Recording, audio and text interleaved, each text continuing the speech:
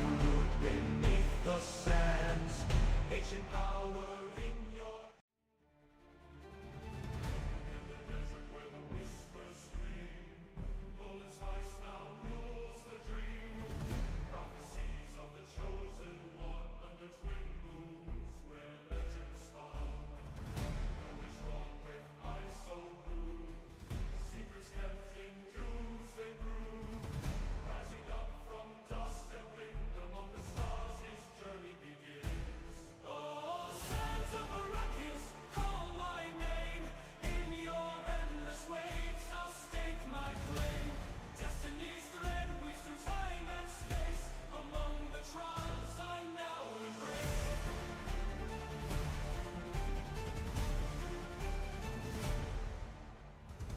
Shining beneath the sands, ancient power in your hands. Rivers dry where prophecies flow. In the darkness, let my courage show. Oceans buried deep within, sands will swirl where life begins. Voices from the past will guide in the desert, nowhere to hide. Empires rise and empires fall. In the spice I hear them call. Through betrayal and through faith I will carve my path. Embrace my fate.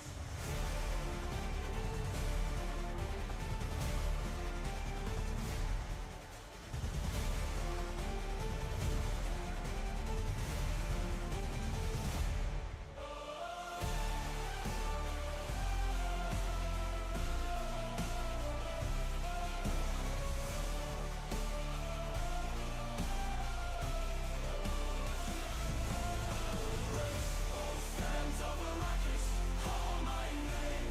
In your endless ways I'll stake my claim.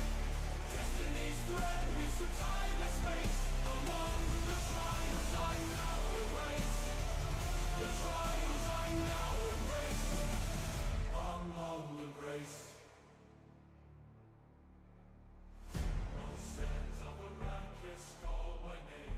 In your endless waves I'll stake my claim. Destiny's thread weaves through time and space. Among the trials I now embrace. Oh, shining beneath the sands, ancient power in your hands. Rivers dry where prophecies flow. In the darkness, let my courage show. Oh, oceans buried deep within, sands will swirl where life begins. Voices from the past will guide in the desert, nowhere to hide. Shining beneath the sands, ancient power in your hands. Rivers dry where prophecies flow. In the darkness, let my courage show. In the desert, nowhere to hide.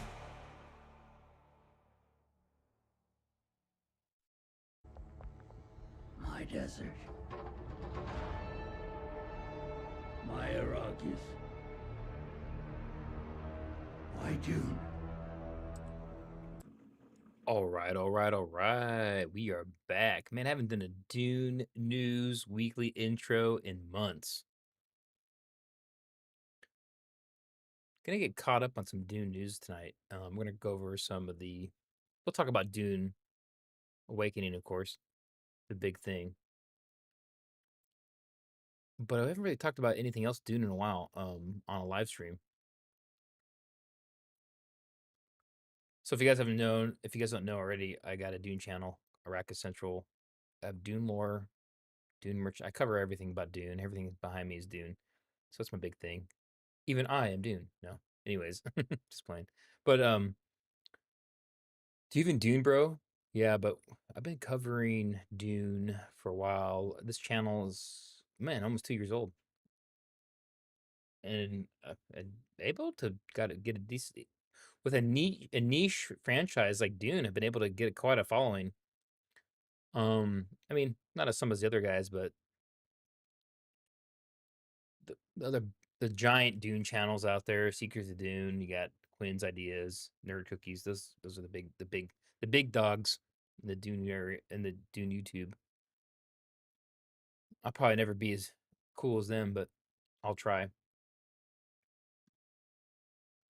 But I'm the only one that out of them that plays Dune Awakening, so that's good, I guess. I'll kind of wait for a couple people to get in the stream here. So we're gonna talk about some Dune stuff tonight, guys. My Dune lore video's up, dude. I got some Dune lore. I've been scripting them a little bit better, better sound, better scripting, better Lumberdan. Lumberdan's part of our old school crew. He's in the guild too. How many people we got in here? We don't have that many people watching. I see somebody here, Weston Fussel, watching on TikTok. I don't know if you're in there or not. Yeah, we're gonna talk about Dune, guys. We're talking about Dune Awakening. We're talking about Dune lore, and I'm working. Oh, hey, cool. DM Lord, awesome. Welcome to. I had to fix my screen up there, I guess. There you go. You guys like my little following? When people follow me, I have a cool little animation from Dune, of course. Anyways, yeah. So I do all Dune, man. If you guys are just now finding me right now tonight, check out my YouTube. I have I don't just do Dune Awakening. So you've seen a lot of Dune Awakening stuff on my content on my channel. That's just because the game came out and I was basically it took over my life for the last few months. Yeah, I'm gonna talk about the we're gonna watch the developer live stream. I haven't watched it yet. I've been busy. My real life job takes over everything. Sleepy to nap. I don't know if you watched it yet, but we're gonna cover it right now. I got it up. I don't have it playing just yet.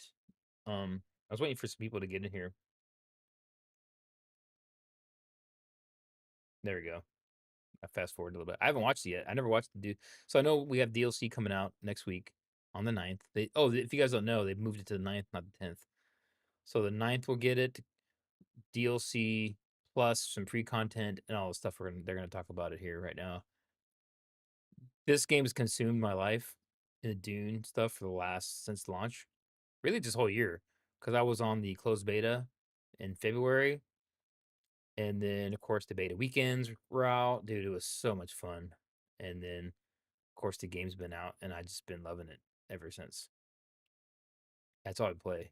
And then of course I've been sprinkling some other Dune stuff in there. I haven't done a Dune news like this in a while. So my latest Dune Part 3, some guy on YouTube was arguing with me about it's not going to be called Dune Part 3. It's literally been announced as Dune Part 3, the movie, not Dune Messiah. I know some people are mad about that, but I don't care because it makes sense. You're trying to get as many people into the theaters as you can. So if you start changing the name up, Dune Messiah, plus it's probably a political thing in there. I'm guessing. I don't know. I don't know. Just how they never mentioned jihad in the movies, which is all over the books, but that's just, whatever. Yeah, I don't know why they didn't really kind of go with that, but oh well, I guess they're scared. Hollywood. It's Hollywood. Oh, you went over to hey, you found me on YouTube. Yeah. Check out the YouTube. YouTube has all my cool stuff, guys. A couple years of videos of Dune lore. My latest videos are a little bit better produced. I've gotten better. My older stuff sound isn't quite as good and stuff like that. But my latest videos, I'm getting better, finally. So they're higher quality, longer. I've scripted them out. It's kind of a lot of work. but and I have a full-time job too, so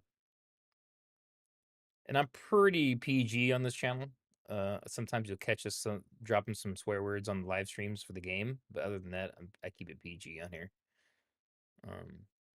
Yeah, I don't get too controversial on here, unless I get into my army streams, my army and do my army. I'm not in the army anymore, but I was.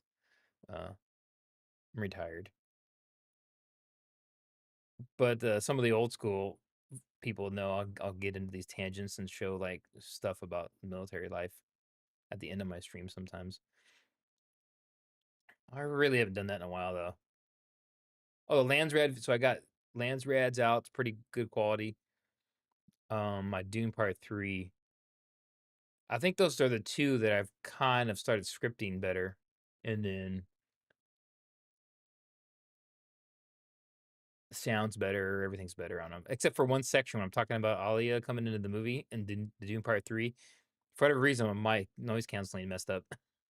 I don't know. There's a little like 30-second part of that video, my latest video, that the sound kind of messes up. That one has a lot of information in it, so about Dune Part 3. Stuff I didn't even know when I was researching it.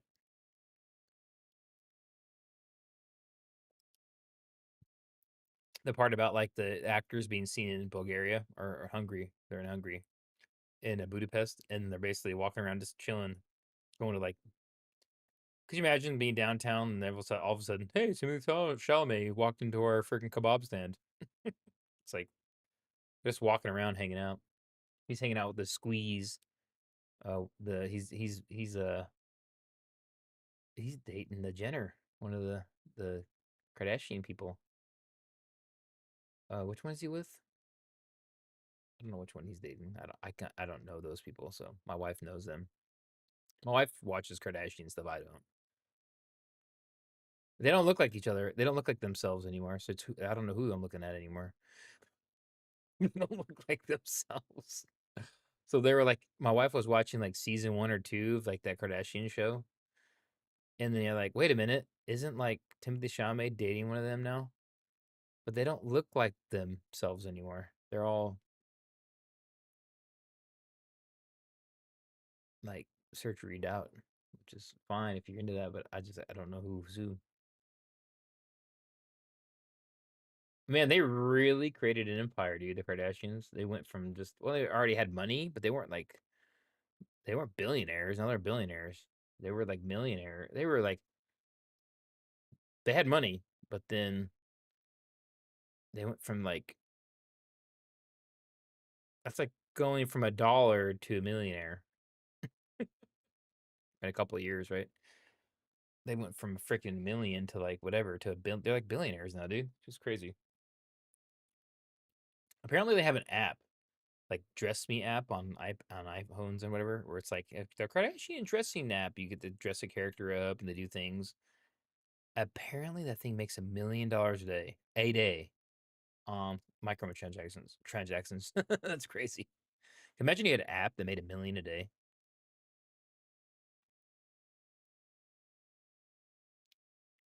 They definitely got the system. They found the. Not my I ain't hating. I wish I had that kind of money. I guess we're gonna get into this here. So there's really not a whole lot of Dune now, dude. News other than Dune. I have some music here I can play.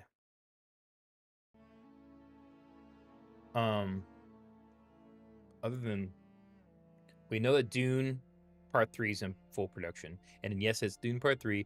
Some person was on my video already, or one of my comments, like saying it's not going to be called Dune Part 3. You don't know what you're talking about. It's literally announced as Dune Part 3. They're doing that to keep it in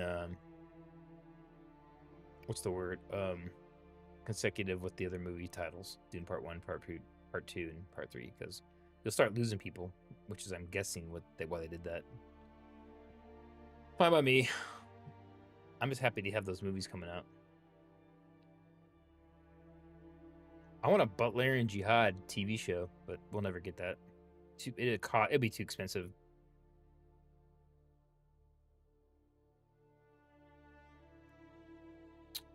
I mean, who else we got up in here right now, dude? We got a couple people in here. We got DM Lord. You're still up in here? Yep. Dune Prophecy. Yep. I've watched it. I made videos on it when it came out. I never did a review, though. My review was probably be awesome lore, pretty close to the prequel books, but kind of slow pacing. That's what I would say. For me, I liked it. For regular people that never watched it or read the books, probably would not like it as far as the pacing goes. But the acting, the special effects, all that stuff was great. It just was the Pacing might have been a little off for some people. But the question is, or the real thing is that that show takes place about what 30 years after the end of Navigators of Dune and the book, and they kind of answer the question about Tula's baby at the end of that book, because that's an Atreides baby. So he's half Atreides, half Harkonnen, freaking Desmond Hart, as we found out in the show. But that was in the end of the book. You don't know what happened. She's just pregnant, and then Vorian Atreides fakes his death, flies away, gets like surgery on his face, because he's basically not immortal, but he can live for like 1,000 years or something. It doesn't even say how long in the books. Actually, he doesn't know. I don't think he knows. But yeah. That they're greenlit for season 2. It made enough views, and thank God. I'm hoping they kind of learn from the first season, and they kind of pick the pace up a little bit per episode, and then they need to show some Dune, which they got at the end. They're on Dune, but they need to kind of. Dude, that'd be crazy because Vorian Atreides is still alive out there somewhere. By the way, he's never died in the books. He changed his face. He did surgery. He said he was going to anyways, because he doesn't age. He just looks like he's 50 forever, basically 50 years old, and It doesn't say specifically how old he can get. He's already like 180 years old, I think, at this point that the show takes place. I want to say he's like 180 or something like that. He has like 3 families already. He had his original family, on Caladan, and then he married this barmaiden, knocked her up, but then he was like, she loved him and she knew the truth of him, so she knew, like, basically she wasn't pissed. She wasn't like, you left us. She wasn't like that, because she knew that he was destined for greatness, kind of thing. He had to go and run the frick. He was the supreme Bashar of the fleet to go fight the Balerian Jihad.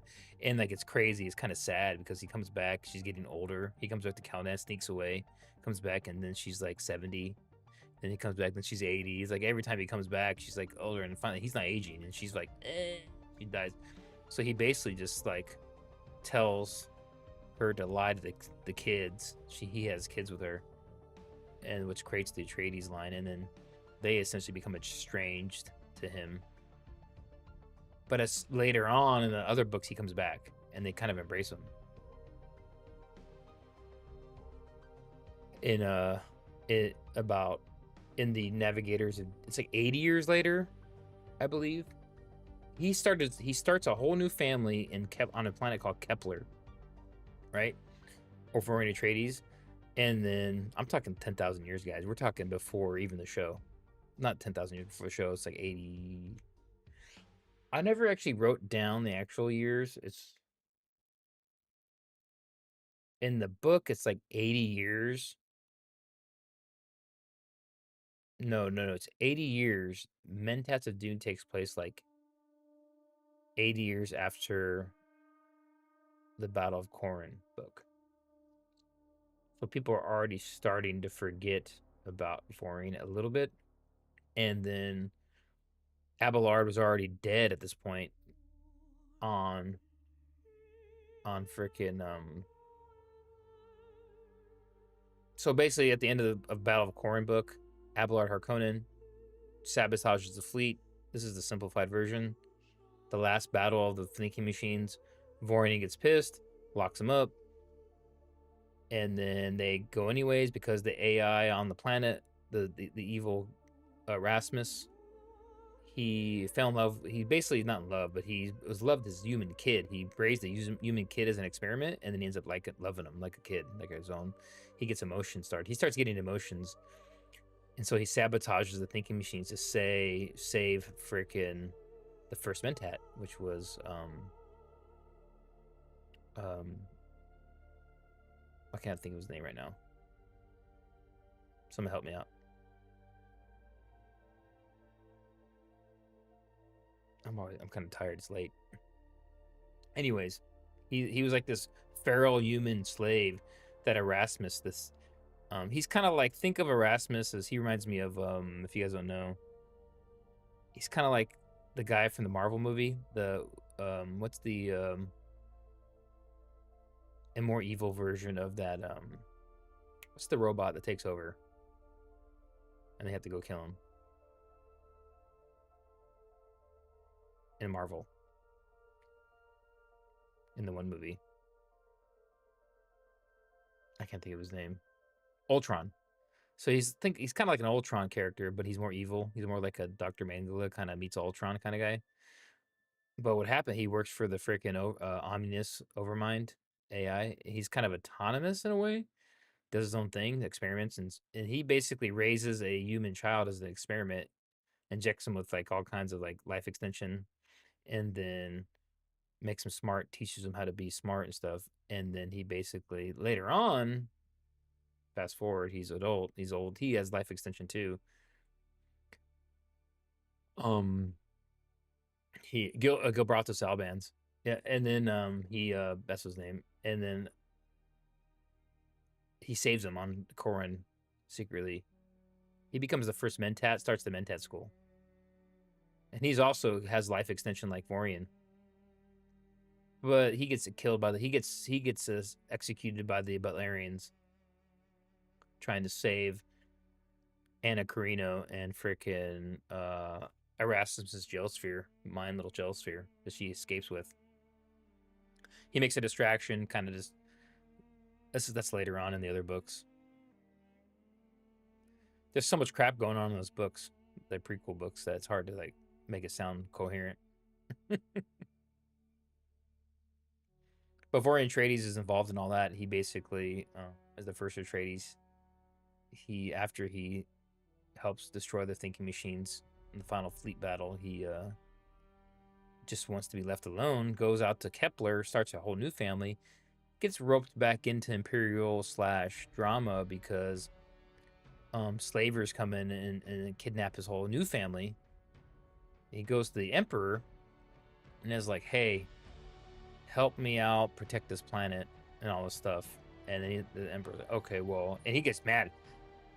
Emperor freaking what's his nuts he gets killed later on a harvester. It's been a while since I read the books. Javico's dad is his brother, so it's I've talked about this on the live streams before, guys. It's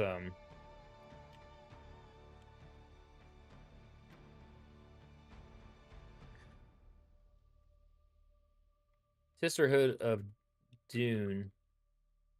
It's Emperor, not Javico. That's in the show. So Javico's uncle is the Emperor in the beginning of the books. So his Roderick is his dad. And then it's Salvatore. It came to me. Salvatore. He goes to Salvatore Carino, Born Atreides. So Salvatore is Javico's in the TV show's nephew, or his uncle, Javico's uncle. He gets killed he gets set up to visit Dune, Emperor Salvatore. He comes in and be by Joseph Import, and he's basically like, is it Joseph Import? He wants to take over. He's pissed off that he's not letting them run things with the spice and all that. So he lures him, come watch spice harvesting on Dune. And he's like, oh, okay, I'll come check that out. He gets him on there. He's like on there with them on the harvester. And he's like, here's my chance. He sabotages the harvester. He sabotages the crew too, kills them too. Gets on a little freaking ornithopter and flies away. And then the worm comes.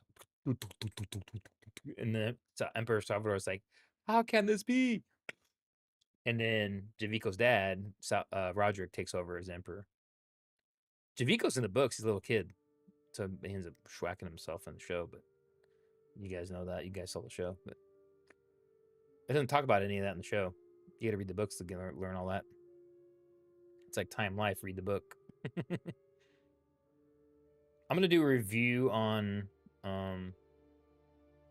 House Atreides, the book. I just finished that. I've started House Harkonnen, which is, man, it's a long book. Holy crap. You guys are just sitting here listening to me. So we're gonna look at this real quick before we kick this off. Let me use the restroom, then we're gonna watch this video. Don't leave. We're gonna watch the DLC stuff.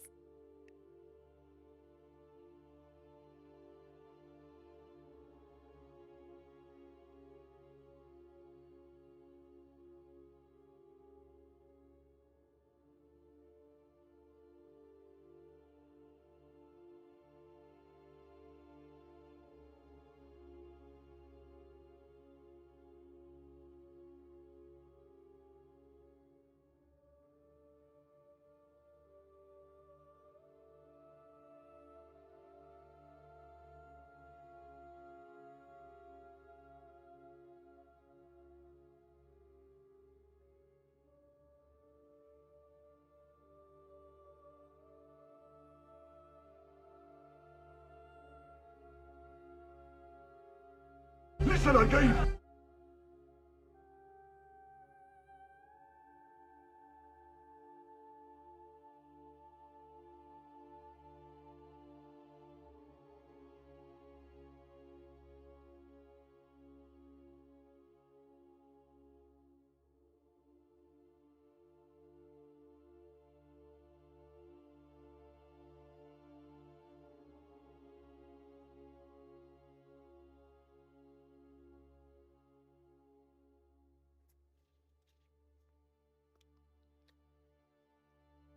I'm back. I forgot to mention,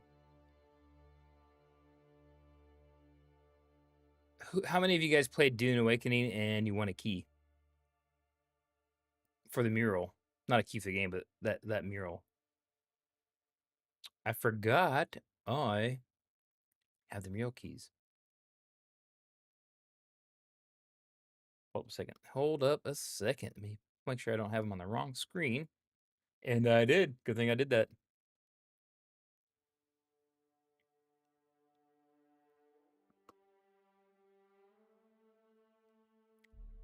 I have 5 more mural keys that I got out. So just message me on the if you're watching live right now, just message me on the Discord. If you're not in the Discord, DM Lord, you can go. My Discord should be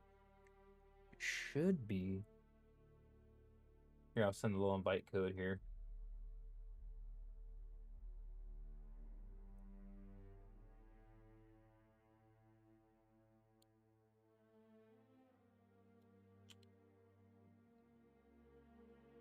Did that work? Yep.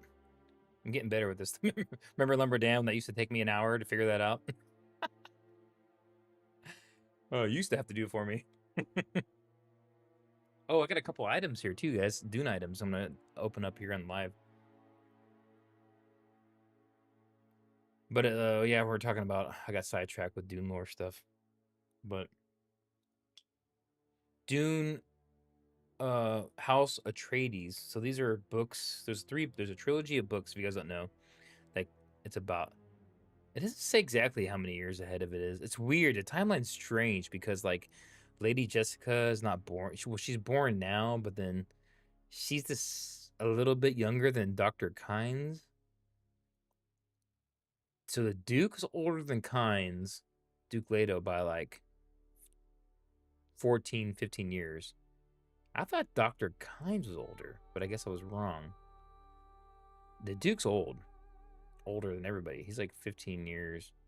And then the Baron is like, of course, they're all taking spice and stuff, so they age slower. That's also true. The Baron is like older than the Duke. The Baron's like 20 something years old. Well, we kind of knew that already. But then in the House Atreides book,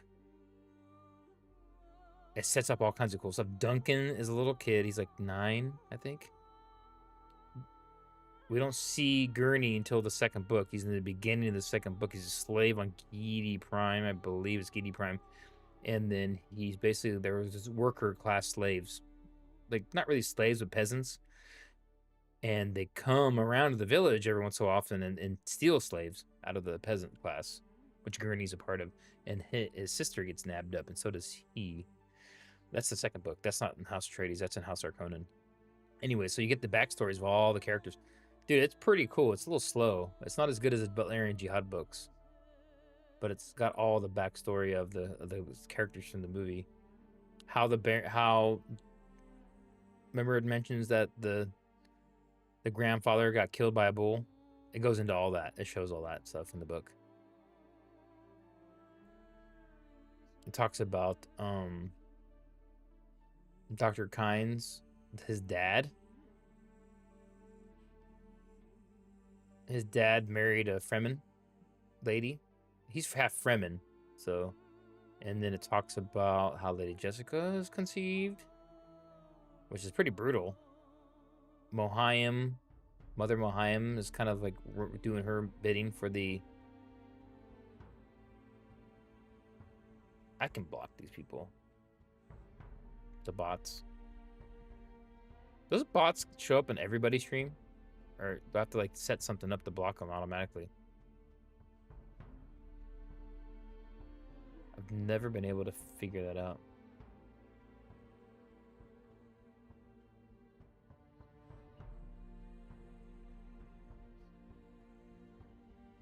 I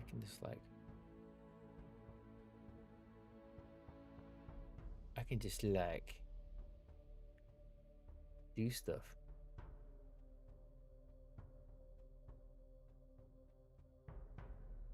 Boom. They're gone. I don't know if they disappeared or not, but anyways. Okay. Yeah, I used to get that all the time. People come in here like, hey, great, cool, love your stream. By the way, buy my stuff. And I'm like, dude, I don't make no money off this. I made like $100 total. I think I made a total of $180 off of everything so far in like 18 months. So yeah, I don't. And then plus I have a couple followers that subscribe, but still doing this all for fun, folks. All for fun. Because I love it. Love Dune. Dude, what other franchise is worth a damn right now? There isn't any. Tron might be good. Oh, I got my tickets. Sidetrack. Got my pre-ordered tickets for Tron 3D. Tron Ares. It looks good to me. So check that out. I'll probably talk about it on the channel when I watch it. Movie looks awesome to me. So far, I haven't seen anything bad about it. Trailer looks good. Okay, let's get into this video then. We're gonna watch this. I don't know. I mean, we'll see if. Hey, we'll see if my little. I have my own Easter egg with FUNCOM, guys. Some of the old school people know what I'm talking about. If you don't know, I actually went and visited this headquarters in Oslo back in March. I went and flew out, and I went to Norway, and they did a tour for me. They let me in. Dude, and I still haven't done that video. I did a short, but I never actually did the video. The video was hard because they didn't let me take any video inside the building, so there's nothing to see. I took a couple pictures, so it was hard to think about a cool video because I didn't take any video. I just walked around Oslo and Norway, which is a pretty cool place, actually. My wife didn't like it. My wife didn't like Norway. It's very industrious, so to speak, functional. Everything's a big square buildings. Very Dune-ish, very Dune-like. So it was like March, right? There was no snow around. And then I was like standing in line to get a sandwich or something for my kid at this kind of famous downtown food court place. And this couple with like skis and full like ski outfits come up to me and they're like, to next to me. Order this food, whatever. And I'll look over. I'm like, where the hell are they skiing at? There's no snow here. The snow is melted already. And I looked over like, what the heck? Full ski outfits like they're on the mountain, like at the lodge or something. And I'm like, with their skis. And this is downtown Oslo. And I was like, where the hell are they coming from? I was like, what the hell? There's no mountains around here. We're downtown. We're by the water. I guess there's like all these indoor ski places there around there. I don't know how they work. I didn't go into one, but I saw one on the side of the mountain there, by the freeway. We did go to both IKEAs in Oslo, so that was fun. My kid wanted to go there. And then I didn't get to go to the Viking Museum. We drove by; it was closed already. It was I only had like less than 48 hours there. We had about 36 hours there before we had to fly back to Amsterdam.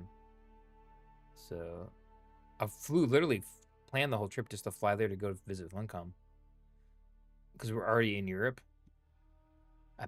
And I paid all of my own pocket, so that's how much of a Dune fan I am, which I've told everybody before. They didn't pay me any. I didn't get those. You know, you heard about the creators going there, getting paid to play the game and go out and stay in the hotel. They paid that.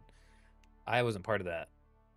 So I gave them a gift. That's coming back to that. I gave FUNCOM a Easter egg. So we'll see if we'll see it in the video. Probably not. Usually they only do it when you see the videos that the CEO or that the creative designer does. That's when you see my Easter egg. That's in the FUNCOM office. You know, I used to live in Europe, so I basically were visiting family in Germany, and then we took a detour to Amsterdam, and then a detour to Norway. So I lived in Germany for like 13 years. Not now. I'm in the U.S., but I did live there. We got back in 2013. So we've been back over 12 years. We went back, and I was like, oh man, this place is rough. I guess I don't want to get all into that stuff, but on the channel, but Europe's kind of, they need help out there. Germany it kind of went down a little bit.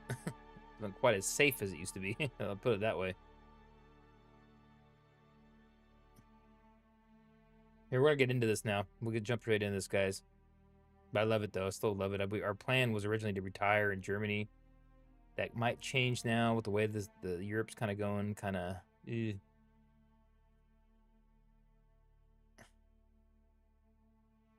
not quite what it was before when I lived there.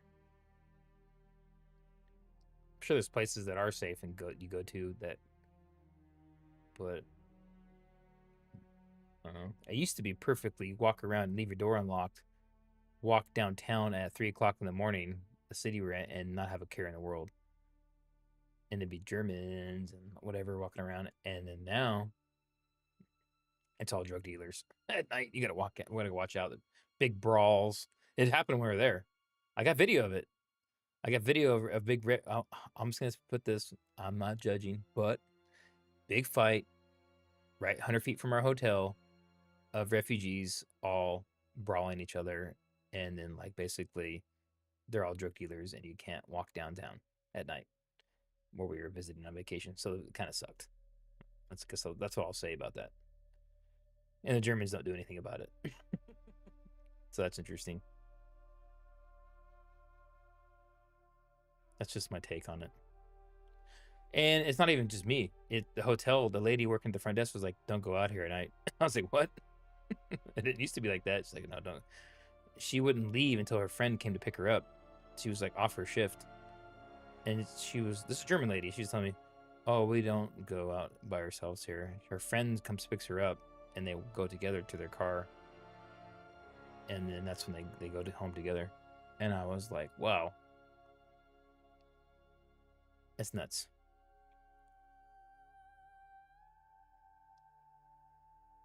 Alrighty. There we go. Hopefully it's not too loud. Welcome everybody to another Dune Awakening developer stream and to our offices here in Oslo. Oh, and I didn't meet these people. I met the guy behind the scenes. You don't see him though. It has been a hot minute since we had one of those, no pun intended, and a lot of things have happened since our last stream. For one, we released Dune Awakening into the wild. Exciting times, and it's actually one of FUNCOM's fastest selling games, so we're super excited about that. That is, of course, thanks to our very hardworking and passionate teams internally here, but also, of course, thanks to you who are playing the game. So thank you very much for being on this journey with us. We really appreciate it very much. But this is just the beginning. We have lots to come, very exciting things to talk about. So coming up today, we have a quick recap about our Gamescom attendance. We just came back from Gamescom, actually. Me and our two guests today have been at Gamescom, and we're going to chat about that a little bit. We will be talking about what's coming soon. We have the Chapter 2 that is coming, all the free things that you will see, and also the optional paid DLC. We talk about the content, what you will see in both of those. And last but not least, we will have a Q&A where we're gonna hopefully ask a lot of your burning questions. But mentioning Gamescom, we did announce, of course, Chapter 2 during our Gamescom attendance, or during Gamescom, and we also released a trailer with the announcement. Some of you might have not seen it, so we play it again for you and hope you enjoy. I've seen it.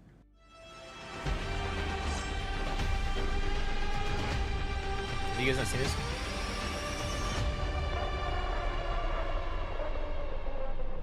Was Gamescom back in Cologne again?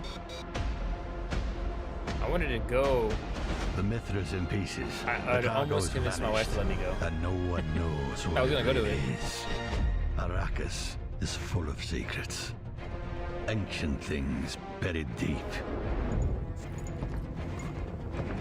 I need your help, stranger. That package is the key to everything. Find it.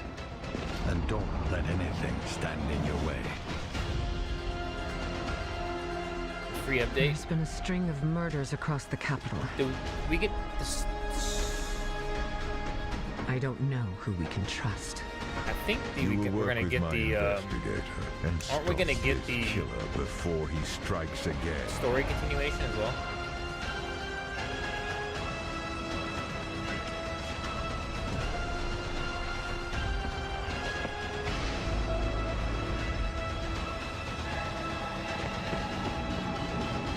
We got people on Twitch here. Or on TikTok as well. Maeve on TikTok. They show me the sandworms. They have sand. I saw their offices. And surprise, some of you might have noticed, initially the Chapter 2 was supposed to go out on the 10th of September. However, we actually moved it a day forward, and you can expect all this content on September 9th instead, so a day earlier. But with that out of the way, let me introduce our guest for today. Joel is unfortunately in the doghouse. No, he's not, but he had some other things to do today, so we don't have any toe shoes. However, we have the man himself that is known for very colorful socks in the previous streams. If you have watched one of our previous streams, Oli Andreas, do you want to introduce yourself briefly to the chat? Is that what I'm known for? Nice. Yes, and now fluffy socks today. It's summer really there. comfy. It's probably really nice. Yeah, in my name is Oslo Ole right now. Andreas. I'm a production director on Dune Awakening. Super excited to be here. It's great to have you on board again.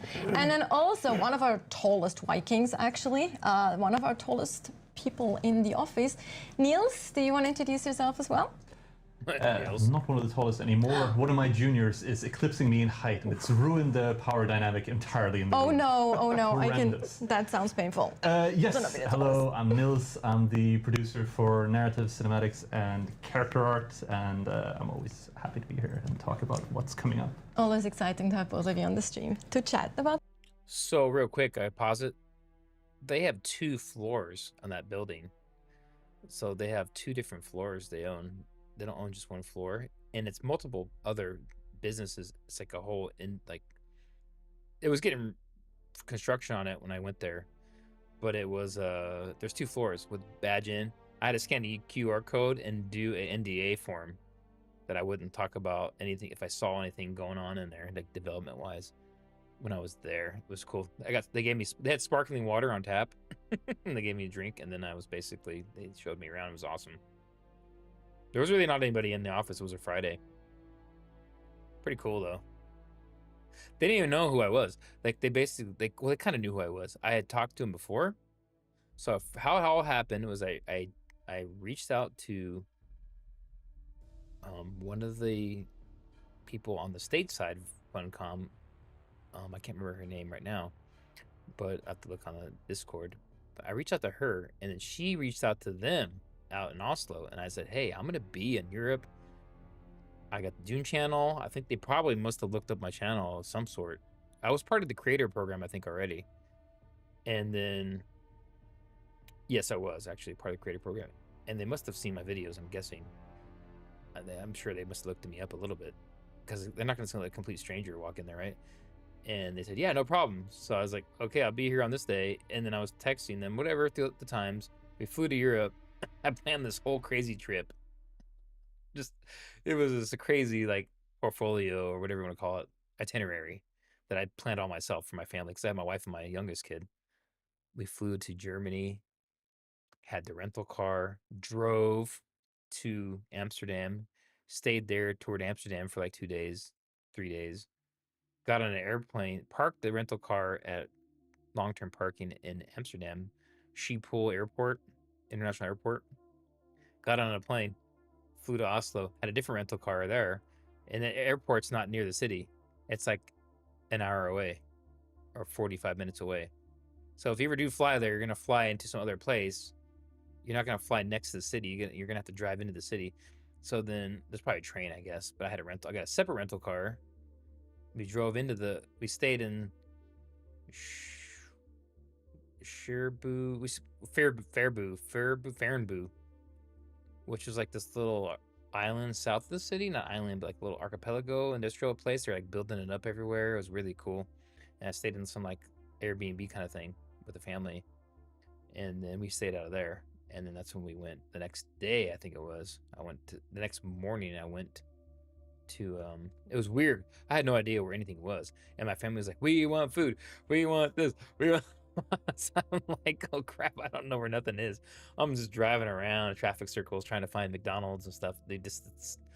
So we got McDonald's in Oslo. I was like, oh man, what am I going to do?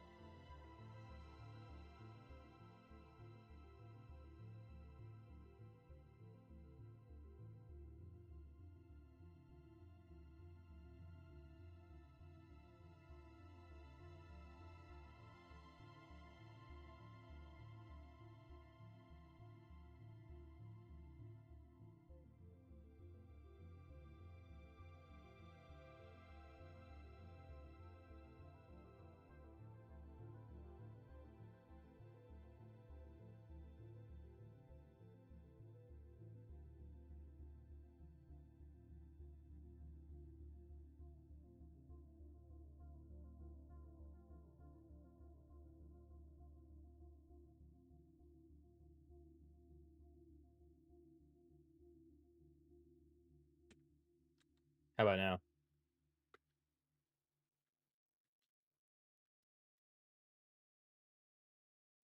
Nothing?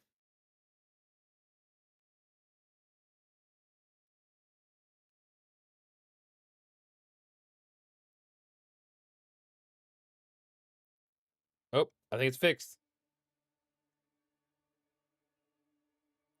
Dude, I had to reset my mic program. Oh, thank God. Whew, I thought I was going to have to restart the stream. Wow. Okay, I was talking about my family about to throw a mutiny on me in Oslo because it was like I drug him out there on an airplane, and then it was just like a crazy adventure, dude. Because like we never been to Amsterdam before, and then we're getting on an airplane instantly, going straight to freaking Oslo on a random airline, Icelandic airline or whatever it was called. And then it was crazy at that airport. I'd never been to these places before, and you're basically responsible for your family. So then you're like dragging them through airports and stuff. Finally, we get there. I had to go find them food. They were real grumpy. They didn't like the trip. My wife and kids. So I felt like, oh man, I dragged them out here to this, and they're not having fun.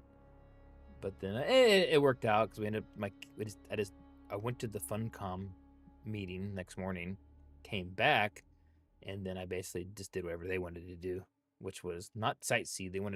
My kid wanted to go to see IKEAs. My 12-year-old. He was 11, I think, still at the time. So guess what? We went to both IKEAs in Oslo, and then other things too. Went down, dude. I had a great freaking. I don't know if I can pull this up. I'll look it up later. But anyways, went to this giant mall too. This cool mall. We went to this freaking shopping center downtown. I got of all things, I got a chicken katsu sandwich, which was like one of the best sandwiches I ever had. It was so good. And it was interesting. Anyways, let's get back to this. Sidetrack. The game. So let's take a quick look back first. Again, released Dune Awakening is out in the wild. How has that been for you? Like, how was, letting go of your baby, basically? Like, is that a good way to put it? How does it feel? Don't talk about the glitches. I mean, it's been kind of nerve-wracking because we've been testing the game for probably 18 months in closed beta before we shipped it. So we kind of knew approximately what people were thinking, but releasing it into the wild is something different. So it's very scary, but then at the same time exhilarating and very humbling to see how people have embraced the game. What they've done in the game, it's really amazing to see people spending hundreds and hundreds of hours on Arrakis, in Haga Basin, exploring everything it has to offer, to the point where they're like just a month or two after screaming for more stuff. So it's really, really fun, and love being here. Oh, absolutely. No, it's terrifying, as you say, but it's been super rewarding. Like for me, working with the story, like seeing people actually kind of engage with the content that we've made. I mean, this is from way back when, but like I was addicted to watching people kind of their first interactions with the sandworm, and then seeing kind of play through the different story bits, the content that we have, like the things they build. It's always terrifying to create something new, but all of the fun stuff we've seen has been super rewarding, and it makes the whole journey kind of worth it. Absolutely, this is what we're working towards, right? Yeah, absolutely. Like, yeah, I mean, Lumberdan, no, they're not in the right place. The Easter eggs out in the first floor hallway, and I think I can't remember if this little room was first or second floor of the building. But I walked past this place because I remember they mentioned, we're setting that up for live streams. And I was like, oh, okay. So I've seen it. I walked past that room. But the Easter egg is in that main foyer where they have like the plants and stuff and the wall of Dune stuff. And like that's on the first floor. Maybe that was the second floor. No, that was the second floor. Yeah, that's on the second floor, I believe. Am I right? Well, I don't know. Tourniquet. Yeah, they had no idea that Landsred wasn't delivering. Sorry, I'm so annoyed. Landsred won't be redone for another. Oh yeah, Landsred stuff. I don't know. I mean, I thought Landsred stuff was not. Honestly, my personal opinion, it's not that cool, dude. It's just not really that fun. And I hate to say that because I love this game. I just didn't find it like.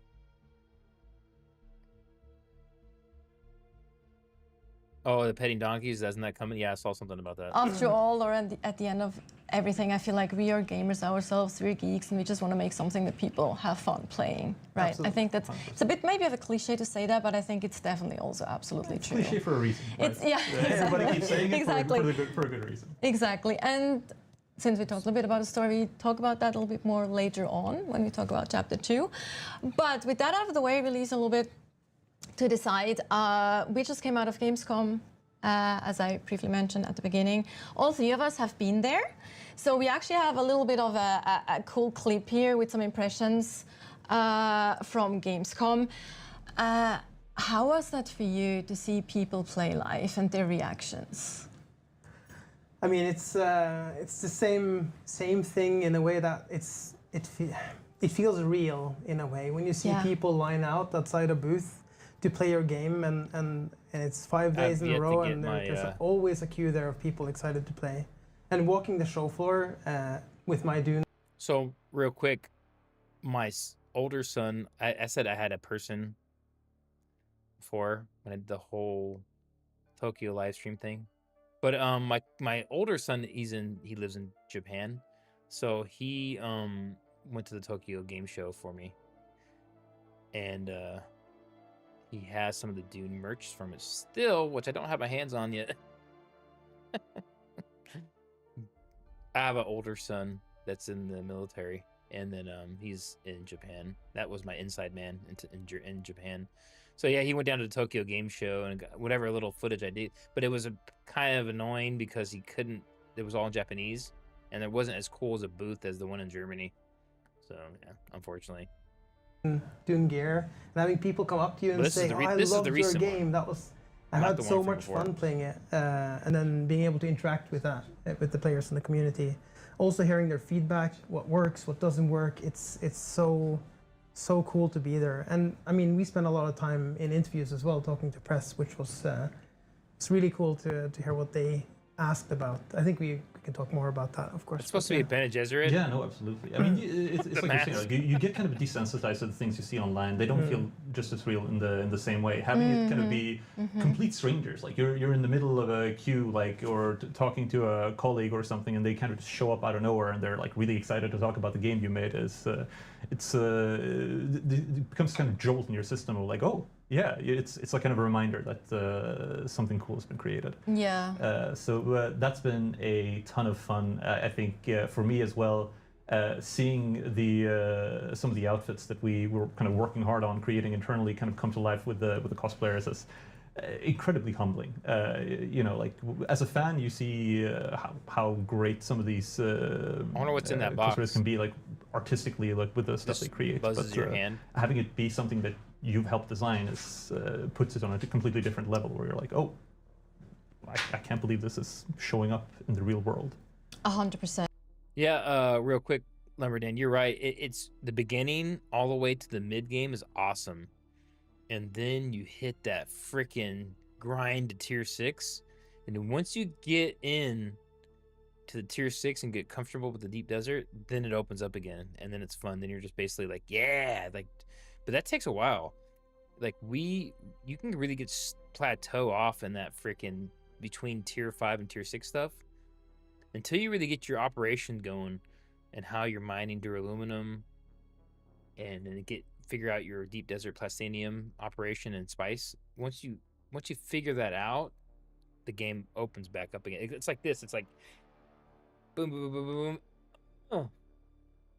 Now I have a little bit of duraluminum. I have a little bit of spice. I'm grinding out. I'm scared to go take a carrier out. That was one of the biggest things. We have a fear of. You got to get over your fear of losing stuff because you're gonna probably lose stuff. So you have to get out there, get your carrier, get your freaking harvester, and just get out there and start getting spice because that's the scary part. And then cervidium and plastinium that's the killers right there. Just get out.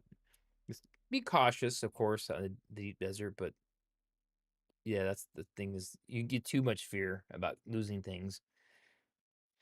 You know, and once you get past that little plateau of that, boom, now we got a carrier thopter. We have, we have a good little amount of spice going now, melange, and then we can start grinding stuff out, and then we're kind of on it now. But like That's the scary part. Ooh, House Erebus is here. Dude, you're all over the place. I've seen you all over today. You were all over my videos today.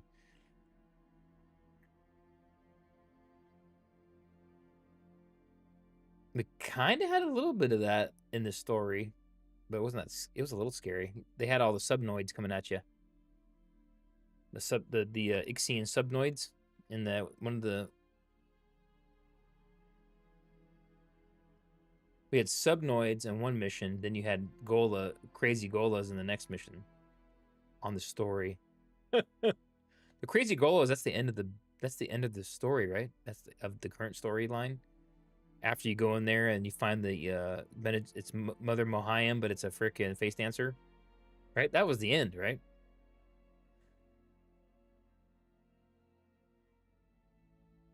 Oh, torn aside, you don't spice farm? Yeah, we spice farm. We farm everything. We farm aluminum, duraluminum, spice, cervidium. We're getting everything because we want to be able to have a bunch of fleet of vehicles. See, our goal is to have a fleet of vehicles. So if you lose something, it's not that. Johnny 5, hey, what's up? That's the first time I saw you. Oh wait, this game. Oh yeah, I see you right there. Yeah, it's awesome. Johnny 5 is alive. Is that where you got that from? Short Circuit? I hope so. Yeah, so I was like, it ended, and I was like, is that the end? So I beat it. I got one little task left to do to finish every story mission, or every mission, which is take a control point. I've got everything else done. Oh, wait, the Bene Gesserit maxed out. I haven't maxed out the Bene Gesserit. I was going to do that tonight. I don't know if I will. And I also remember one cosplayer who came up and he actually made a cut array. A functioning cut array. I think you guys were actually not there, but I took a video and I shared it like internally. And he had the laser, it actually worked, the scanning laser thing, and then it opened up and had lights and things, and it looked really fantastic. So mind-blowing. I also wanted to thank you. Maybe some of you are watching again, because there were a few people that came up to me when I wasn't unfortunately able to be at the booth all days, but I was there for the 2 last days.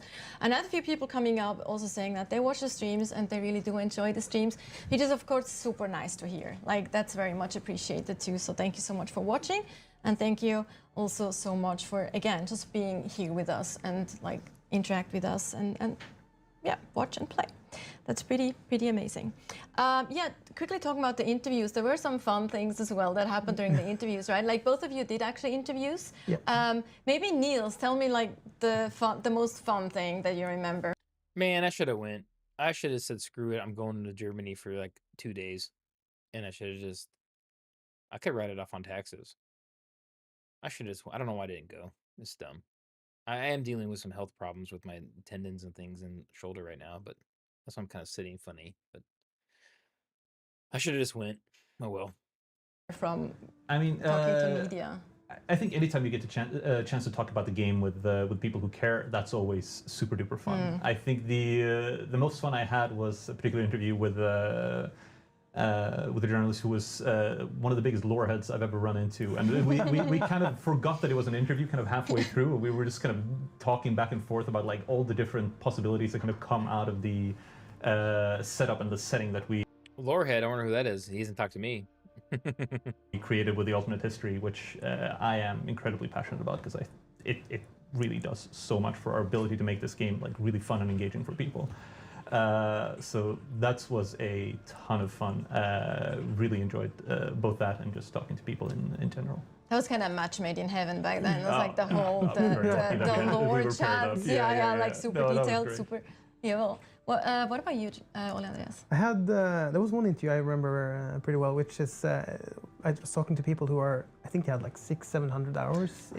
Dude, could you imagine they have a mission where frickin' Psymech is uncovered on Dune, which they're out there. War made them. But anyways, there's Psymechs on Dune. There's our thinking machine technology, I think, is on Dune. Theoretically, it could be. Imagine if we run into some thinking machines uncovered. Man, that'd be crazy. Yeah, I remember that too. 600 so deep into it, and every piece of like it starts out as an interview, but it kind of turns into a conversation, like you mentioned, and then we're basically talking about the game and what you love and what you don't like, and Yes. what kind of improvements you want to make and want to see from the game. And I mean, we're both playing the game itself. I've a couple of thousands of hours in it throughout development as well, right? So we kind of just share back and forth our opinions. And Yeah. it's quite amazing. But yeah, I get humbled by people who have like 600-700 hours in a game, and that's a game that's been out for 2 months, two, Yeah. 3 months. It's Yeah, if you count my time on closed beta, beta weekends, and the game, I'm over 600 hours plus. Yeah, I'm 600 something. Yeah, torn aside. Yeah, I'm up there. I'm up there too, and that's crazy with because I have a full-time job and family. That's crazy that I was been able to pull that off. I don't know how I've done it, honestly. It's probably one thing that we definitely didn't expect, that people would have such long play sessions. Oh. You were like, couldn't stop playing, so they were like playing so much that they went to the content way faster than we anticipated initially, right? So it's like, it's a good thing, but also For sure, it's yeah, kind of yeah, like I mean, I thought the data was fake at first. I was like, "There's no way. double-edged sword in These are that real way. numbers." But yeah, I mean, we can see it all the way throughout, right? Like clearly, there's something there. Yeah, thank you for enjoying the game. It's, yeah, absolutely. Thank you again so much. Before we talk about the Chapter 2 content, both the free content that's coming and the optional DLC, maybe Ole Andreas, for those who haven't followed our latest developer updates, where we talked a little bit about content strategy, you know, what is planned, what our thought is around that. So maybe that's a good opportunity to remind people, or also for those who haven't heard it or have missed that update. Yeah, sure. So we recently gave a developer update from the team, mainly addressing what our focus is now and going forwards. I mean, right now we're focusing on obviously getting Chapter 2 out to people with the free content, the continuation of the story there, and then the paid DLC or optional paid DLC as part of that, which has a bunch of cool stuff. But then obviously we're also looking forward in time. I'm trying to be a good boy in So the we video have play. our monthly patches that are focusing on quality of life, like bigger Yeah, bug health fixes service. or Let's get some improvements to the game. That's a just ongoing cycle or with thinking machines. Either way, a small take either or. concentrated team that's basically just working on that. They're fantastic. Neo teams that can Cymex get had good fail care you, safes, in so if the between Cymex the bigger died, content they drops. blow up. They die And too. then we have Chapter 3 coming up, which is Side issue. going to be focused on the revamped endgame. So we'll as soon as we start shipping Chapter 3, we'll have bulks of updates looking at coming this. to build on top of that revamped endgame. So we're super excited to share more about that. And that's obviously a part of the free update. We see that a lot of the game has good engagement loops, and there's just a lot of cool content to engage in. But then when you get to the end We're game, not going to get obviously randomized we've seen missions, this, are we? that there's On this one, I'm backing it up as for a second. the revamped endgame. So So I'm looking at this, a new deep desert layout. What does that mean? New archetype, armors, hairstyles, social hub contracts. Social hub contracts. That's what yeah, okay. Social hub contracts. Okay, so that's good. Does that mean I can make a contract? Oh, I guess I'll tell us. Hold that thought, everyone. Let me run to the restroom real quick. Be right back. Don't leave. I'll come right back.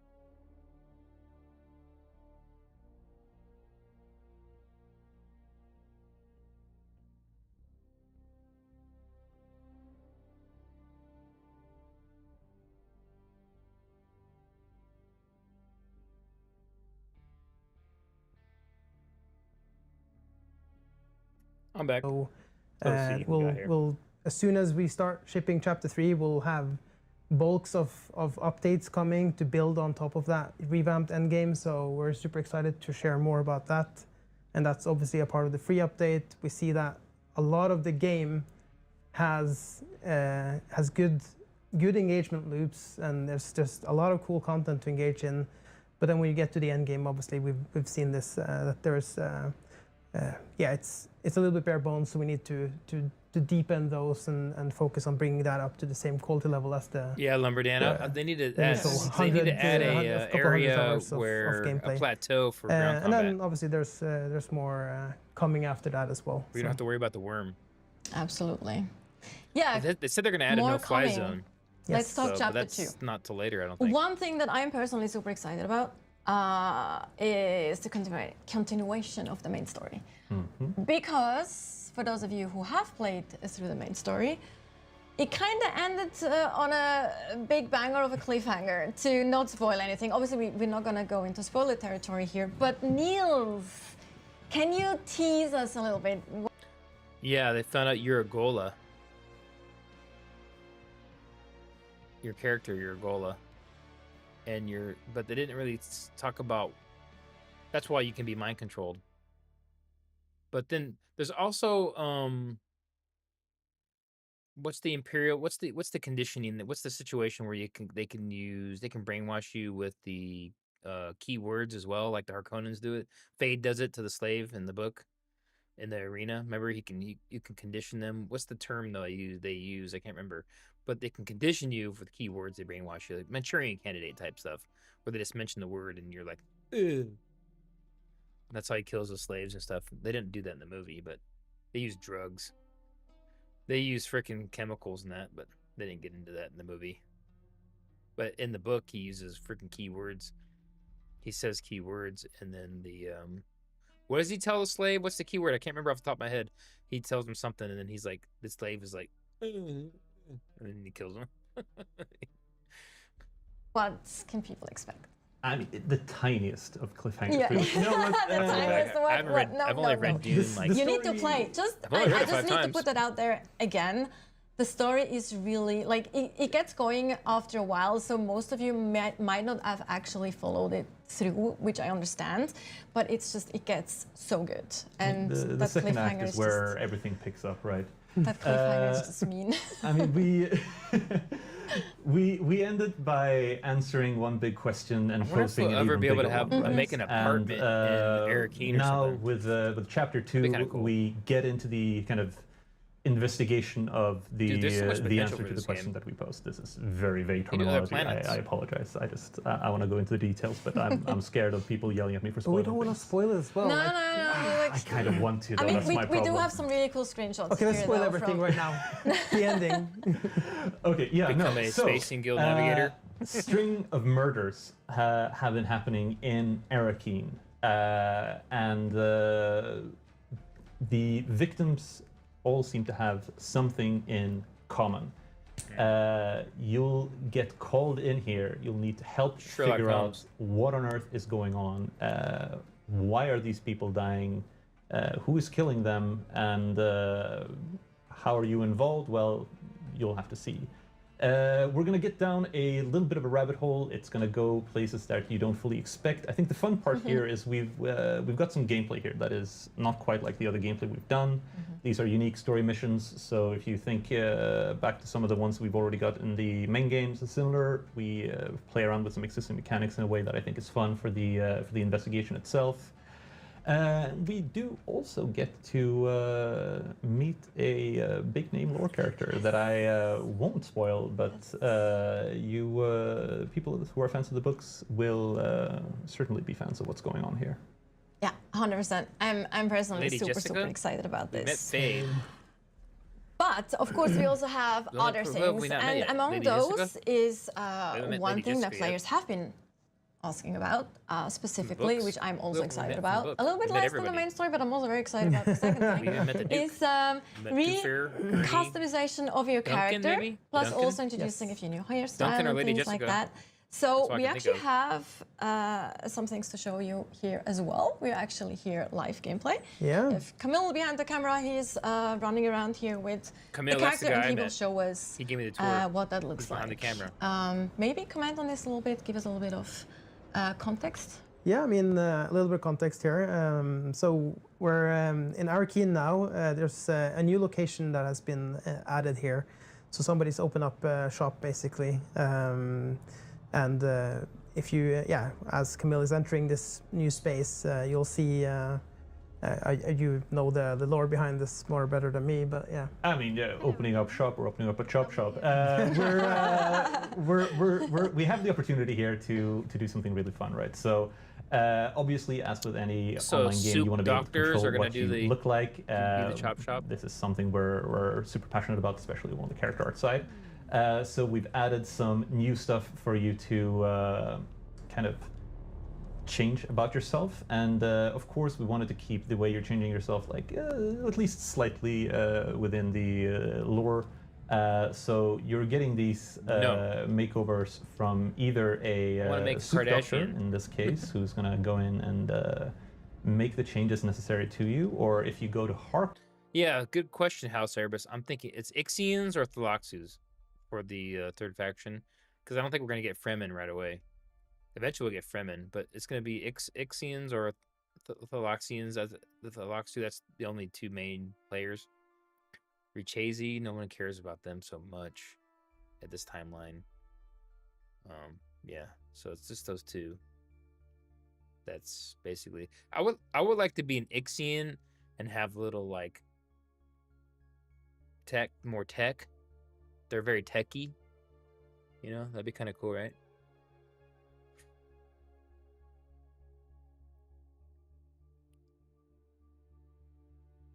Yeah.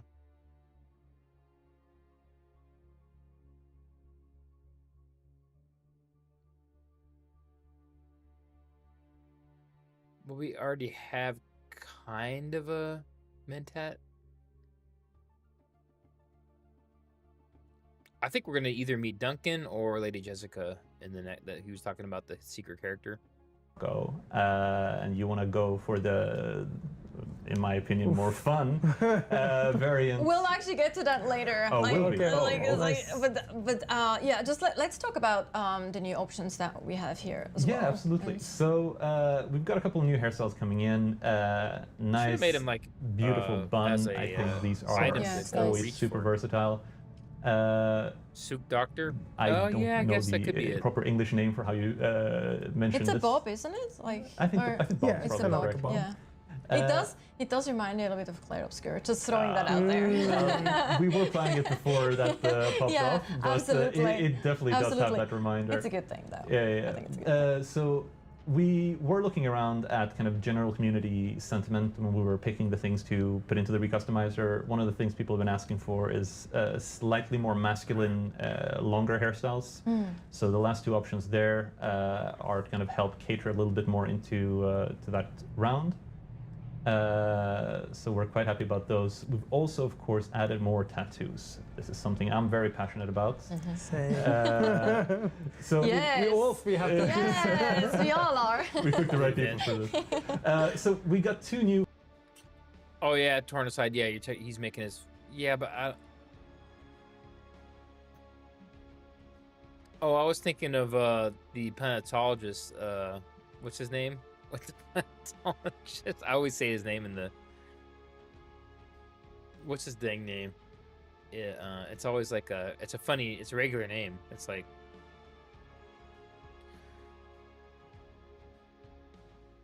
Quick! What's his name? Someone tell me.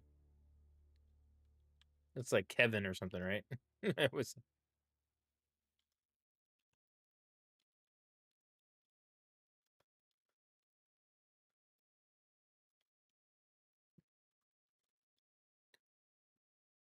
Derek. That's his name. Derek.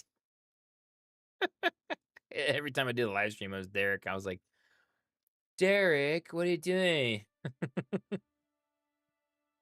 It's funny. facial play tattoos, this. but Yeah, I of can course go for the area McDonald's where right we're now, dude. missing tattoos the most have no is food. on the body side, where we added in 4 new ones.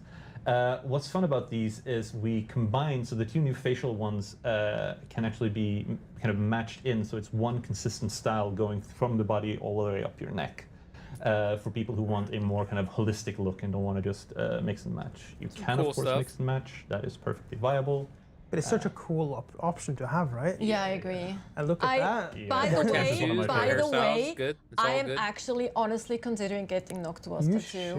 It looks so good. I love that so much, and Carolina did that right internally. Yeah, She does all of It's that so, tattoos. she's so fantastic. amazing with those tattoos too, and I absolutely love the Noctua one. It's so pretty. Like, yeah, look at that. That's just absolutely amazing. Yeah, yeah. And Oh, you this, can- And Yeah. I really consider getting that one because it looks really Yeah. good. And that's my new favorite thing. Even leads though us I, into the new feature, right? which even is- though I do kind of prefer, like, personally, like just black tattoos, but I think it's really cool that we But can. for people who want to play around with it, you will now have the opportunity to play around with the color of the tattoo. Awesome. I also think black is the way to go, but you can make some really cool stuff with white, and like if you're Yes. playing around with your skin tone, you can make some really cool Exactly. combos. Exactly. Yes. And generally people, 100%. people can be so creative with stuff Yeah, like this. 100%. I remember watching from other RPGs when people have made kind of really Tattoos are fun so combination of expensive. tattoos and facial paints and I mean, skin it's tones. just giving people the real life. opportunity to express however they want in a way. Yeah. It's nice. No, exactly. And I also feel like the reddish one almost kind of look like you have scarring that looks like then an cover actual up. design, Yeah. which is also a kind of cool thing Maybe to that just have a Suit Doctor backstory is the with, next, like, the you next know, faction. there's Mark. I think worth mentioning because we saw now, right? class. Is he paid 5,000 Solari to do the to change his appearance, but there's a little bit more to it when you're getting into the game, right? Absolutely. So, I mean, it wouldn't be us if we didn't add some story around these characters. So both Dr. Shafat that we just met there, but also my favorite, which is good old Frack. Can we just show him? I think we have a screenshot because I absolutely love. Yeah, there There he you is. go. He's the coolest to me. Like, he's just the Flesh coolest character. shaper. Yeah, It's he's not such a- just the it's Soup like- Doctors who can play around with what you look like, it is also the Benito Lexu. Sign me up. that was the yeah. Harkonnen. That was the Harkonnen side of things, right? Yeah, So, over Yeah, and because over I mean, again. they're supposed he's to be not little Harkonnen, but dwarfy he's an looking kind of Harkonnen. guys, right? Yes. Like, they're Exactly. short. So And the for books are, like, people little who kind of don't know dwarfy. where they are, or for people who don't watch streams to find out their information and rely on the game telling them what's going on, we have a little quest line going on with both of these characters that you'll be able to find out in the But, world that will I help mean, kind of draw. That kind of answers your question right there. The next faction might be the Benethalaxu with the and the Soup Doctors. That looks like you might be right about that. That's what we're getting next. I was gonna say Ixians, but it looks like it might be those guys. drive you to these locations so that you know where they are, what's going on. He's spoiling it already. He's spoiling it already. I wanted to He lead couldn't into help it. himself. I hate to. He couldn't wait for it. So here we go. You can pet the Kulon in Dune Awakening. This is, I love that so much. Like, shout Most out requested thing. to Carnage specifically. He requested that too, but also quite a few of you in general have been asking about And this.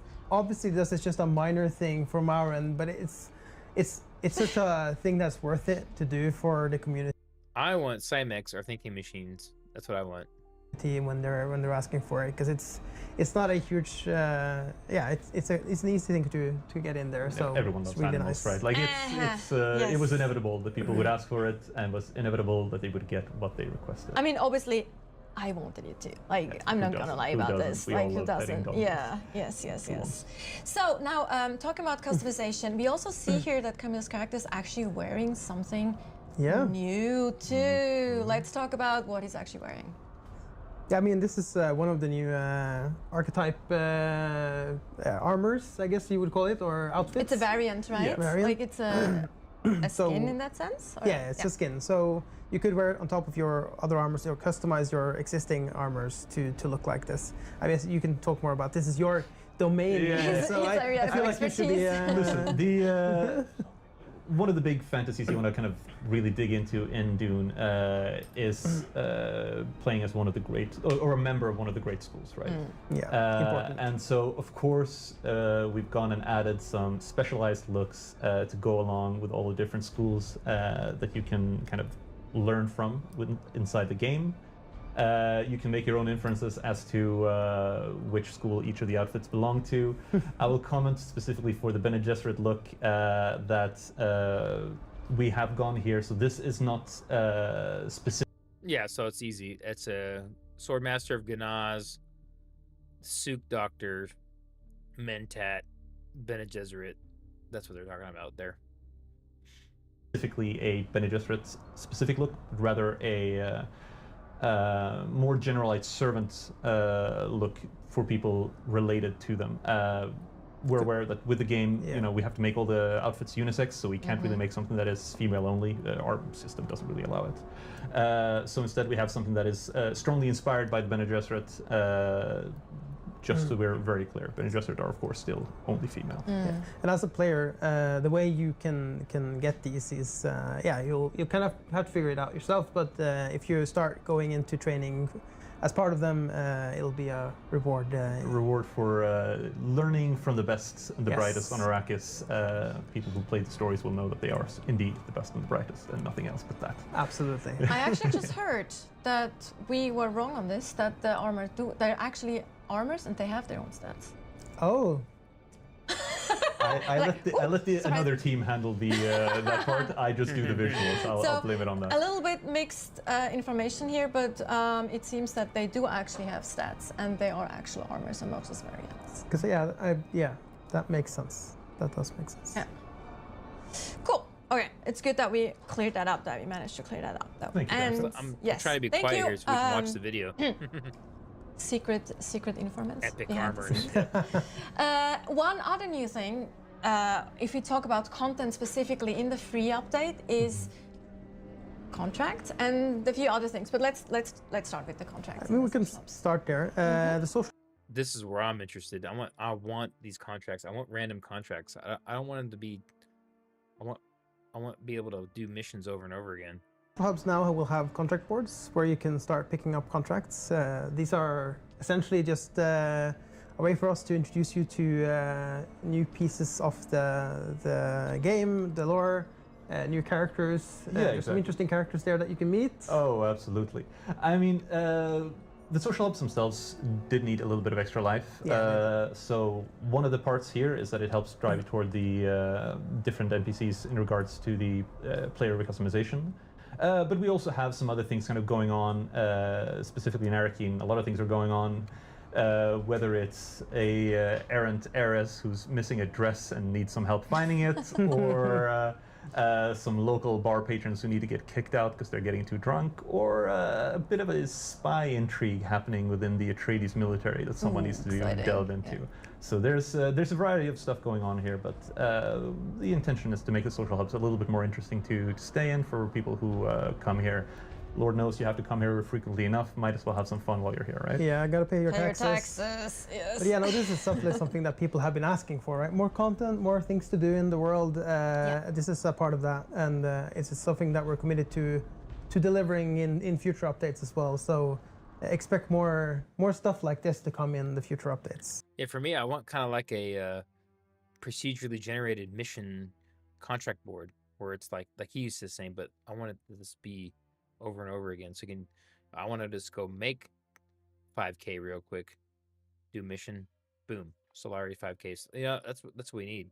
Mission, a full up mission board that rotates. That's what I want. Mm-hmm. Yeah. So contract boards, keep an eye out. Yeah, and I mean it won't just be the social hubs either that we add more content to. Like the trade posts, for example, might get some like the new trade content posts, as well. Or in the world as well. In the world, yes. But anyway, talk about the world. There's also, yes, exactly, new content in the world. The dynamic encounters. I'm just making sure. So, apart from the social hubs, we're of course delving into the place where you spend the most time, which is the Haga Basin. So we've got a variety of people who will show up in different places of the world dynamically. who will have a variety of different problems that you need to help them out with. This can go from anything to a merchant who's got a kind of breakdown situation, needs some help with just some fuel. Errant groups of pilgrims who are lost and dying, assassins, subcontracting, killings. It can be just about anything, really. And all of this, obviously, once you do that, there's they might have something for you in return at the end. There's some rewards for you, or maybe some access to purchase some stuff. So yeah, there's if you're real good, if you're real good, yeah, if you're So helping. it's a good thing to keep an eye out if you're out and Absolutely. exploring. There might be something happening close by that you should be interested in. Talking about the content now, but also there's also some quality of life updates that are coming with the. Ooh, here we with go. Quality of Yeah, life. that's what I wanna absolutely. say. I mean, Chapter there's 2 a free update. ton of quality of life, I feel like. Probably the biggest one, most asked for, and personal favorite is the vehicle and storage renaming. Oh yeah. Quality of life storage. fix. Is that So that coming on this basically one? allows you to rename any storage container and any vehicle in the game. And we've also made it so that the That's coming name on of this- the vehicle that's or the coming on storage this container update? will now appear That's my above biggest the thing, dude. interactables. So Storage, when you run up to containers, it, and vehicle. this happened to me a lot in the beginning, especially because before you get a lot of the customization options, figuring out which one is your bike or a friend of yours bike, now you can easily just name them and figure it out. And obviously this makes it easier when you're getting up in the levels and you start having a big base, a lot of storage containers and a lot of vehicles. And you go and do inventory management, try to move one thing from one inventory to another. You could do the drop down, and then there's like 10 sand bikes or 10 buggies or whatever.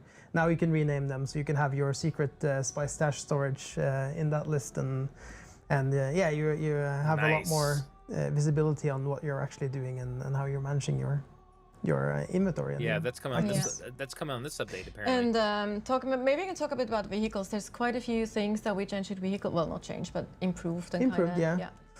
I mean, vehicles have got a lot of love in this one, especially on the. I mean, for the dogfighting lovers out there, there's a lot of Or haters. or haters, but yeah, I Yeah. mean, there's a lot of fixes there or improvements there that are quite useful. So Oh, we've nice. overhauled the entire damage model and how the rocket behavior is.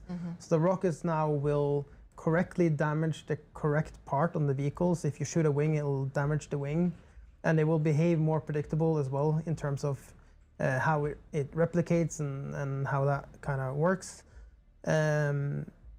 We've also improved or changed a little bit on how the targeting works.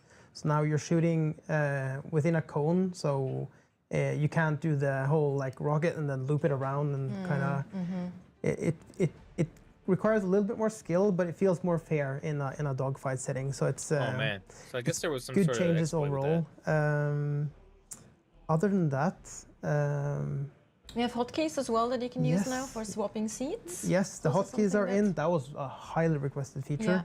So now you can use the F keys to change which seat you're in. So it makes, for example, solo mining a lot easier. You can go out with your buggy and you use the hotkeys to switch between the seats. Oh, on Just Justin Lackluster? I think it's.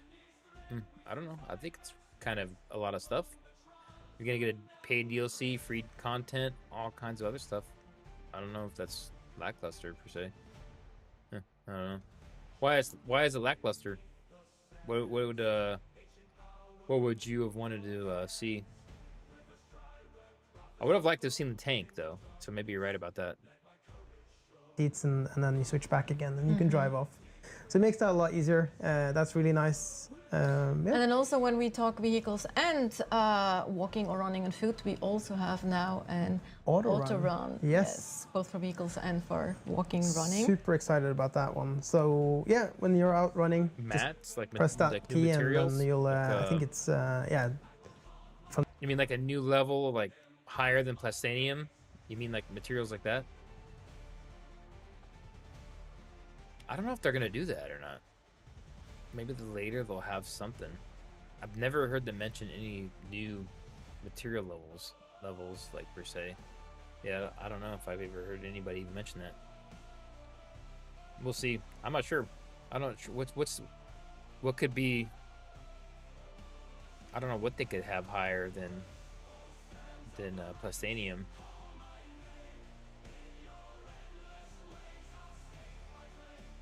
Gatekeeping content? Well, I mean, they have a path, a development path. I mean, they've mentioned that path already. They have their different paths for it, and I'm sure eventually we'll have some sort of big update down the road, as far as like leaving the planet, maybe even.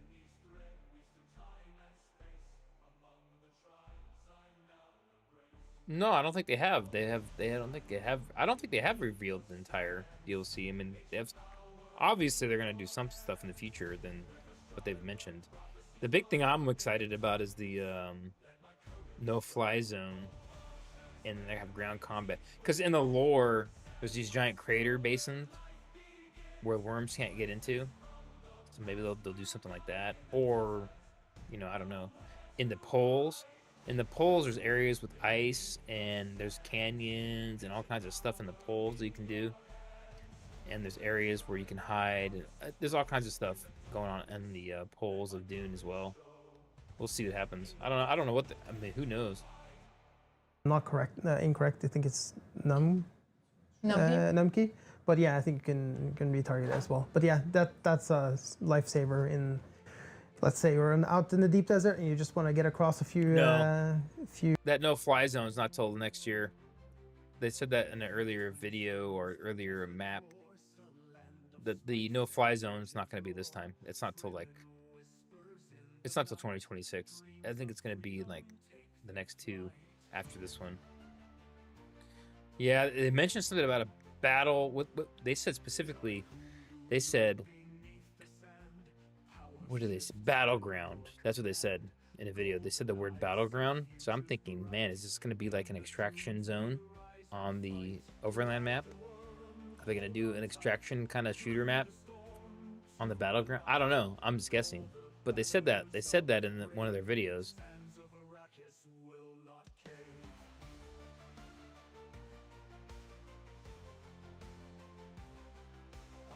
You got 1,400 hours. Holy crap, dude. You get.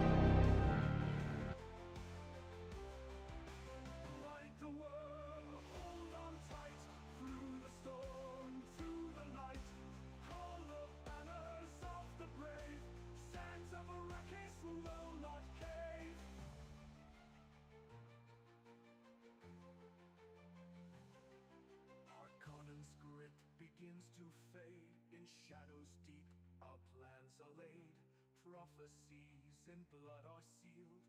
In the dunes our fate revealed. Harkonnen's grip begins to fade. In shadows deep our plans are laid. Prophecies in blood are sealed. In the dunes our fate revealed. Bene Gesserit weave their schemes. History echoes in our dreams. Houses rise and empires fall. Desert story holds them all. Desert story holds them all.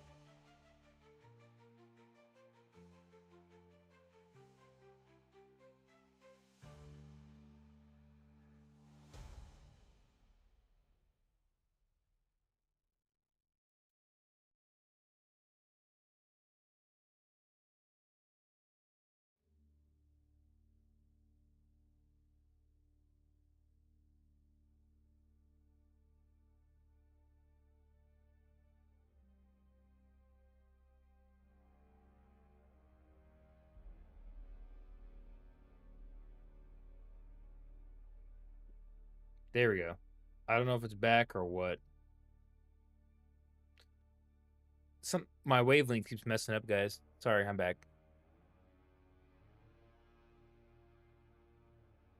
I don't know what's going on with that. Anyways, we're back. Anyways, we were talking about the luckily I can fix it.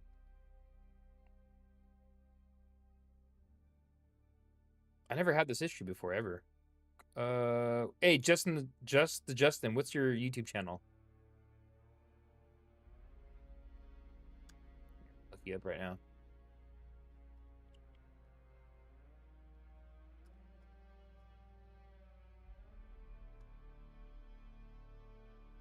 I said just Dustin. Justin Plays. Oh, you're on TikTok. Okay. Gotcha. Oh, you're on Twitch too?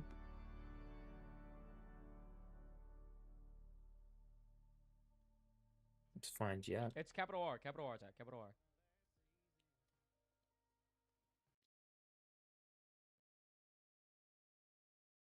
Is this you? I'm just the Justin? What, the cat guy with the headphones? Is that you? Oh, that is you. Okay. Boom. Awesome. Gotcha. Yeah, I just followed you on Twitch.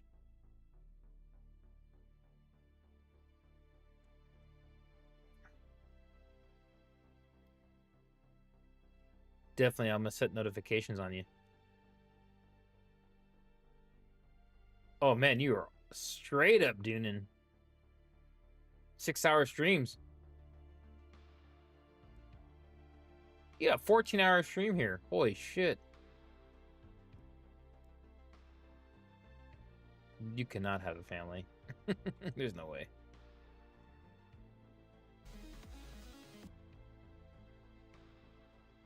Nice. Yeah, see you. I'm gonna go back. I'm gonna go watch your stuff. Hey, everybody on here, go sub to Just the Justin here. Here, I'll post his channel. Dude, this dude does 14-hour streams. That's crazy.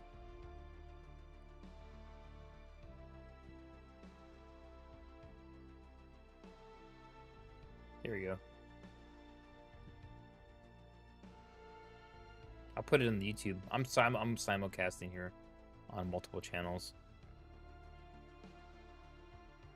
There you go. Hey, Justin is on TikTok, but he's on Twitch too. If everybody throw him a sub. I don't have that many people watching, but he looks like he has some good streams here. I'm gonna check him out later.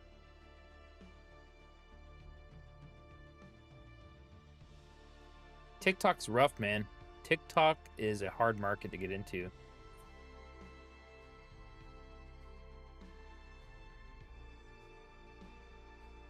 Hey, are you a well, I'm a vet too. Are you Army? What's your what's your branch? Oh man, we're gonna talk Army crap, and Lumber Dan's like, oh my god, here we go again. Yeah, I'm Army retired. I did 20 years active duty. Also disabled. Unfortunately, I'm kind of dealing with that stuff right now. I'm all tanker. I'm all Abrams guy.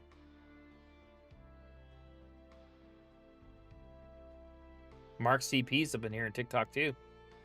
Yeah, I have a veteran channel called Old Sarge on TikTok. I have quite a few, well, not a veteran, but a military kind of. But man, dude, TikTok vet stuff, it gets crazy. Toxic. Yep, 19 kilo. Yep, I was 20 years tanker. I was a master gunner instructor. I taught at when it moved to Fort Benning. I went to master gunner school at Fort Knox before it moved. And then by the time I came back as an instructor, I was teaching at Fort Benning out there at Harmony Church. Because that's where all that stuff is now. It's at boot camp. I went to boot camp in '97 in Disney Barracks in Fort Knox. But then in 2010, I don't know exactly when it moved. I was in Germany. It moved the Armor Center to They moved the armor center to Benning. So they have basic scout, tanker, basic O set there, and then they have freaking Master Gunner School, all that shit there too.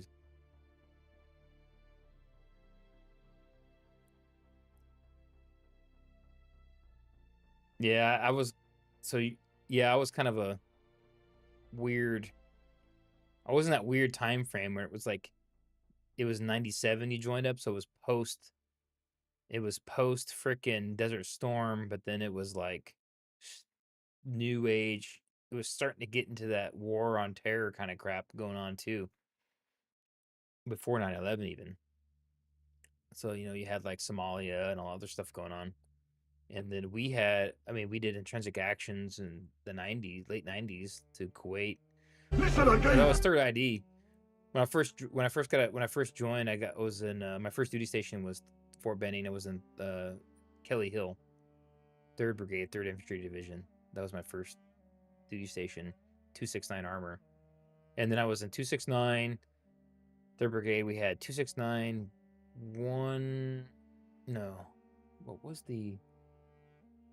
I don't remember what the 1st and 30th, and then 115 and 130 infantry. And then we had 110 field artillery, I think it was at the time. That's gone now. That's the 3rd Brigade's, I think 3rd Brigade's gone, right? Is 3rd Brigade even a thing anymore? I don't know if it moved to Fort Stewart. All that shit moved to Stewart. They shut Kelly Hill down. Now it's like something else. I don't even know what the hell they do out there anymore. I mean, I've been retired since 2017. So I don't know what the hell's going on anymore.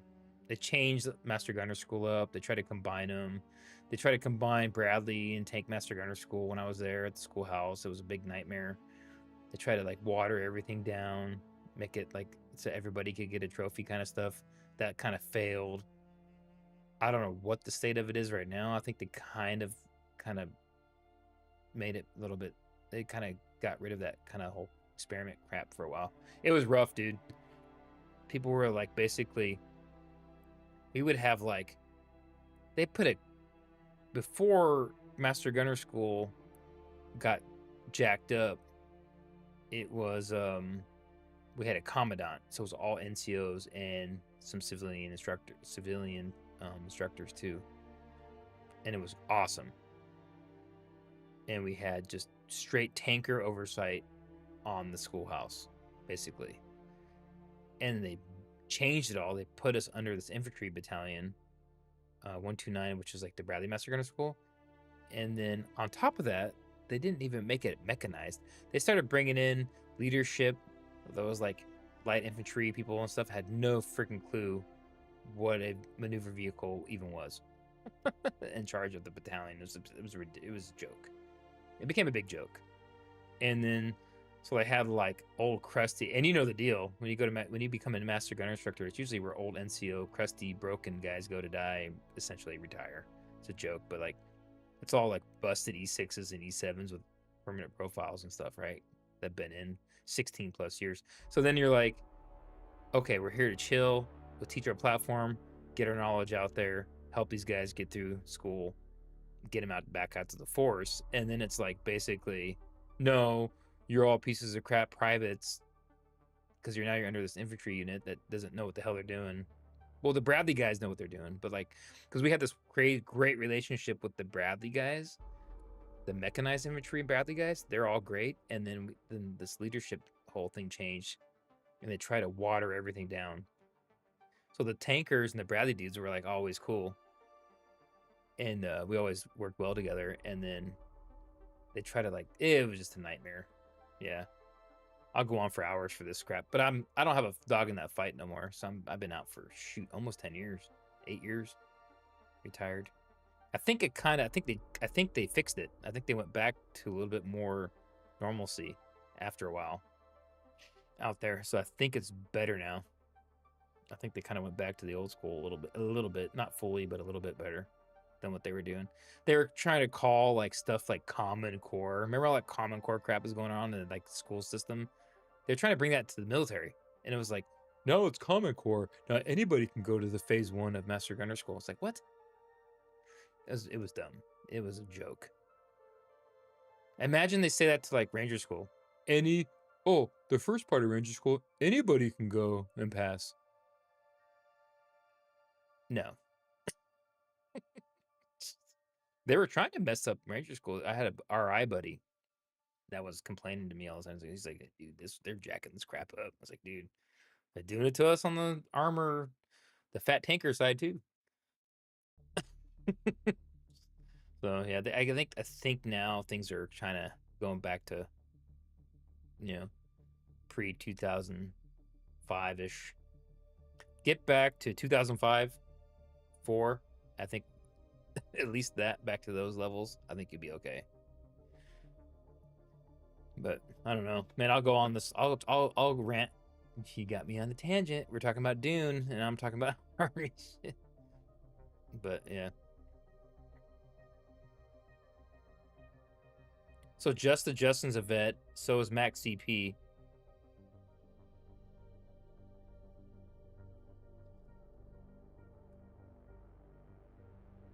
Max CP. I can't see you in here.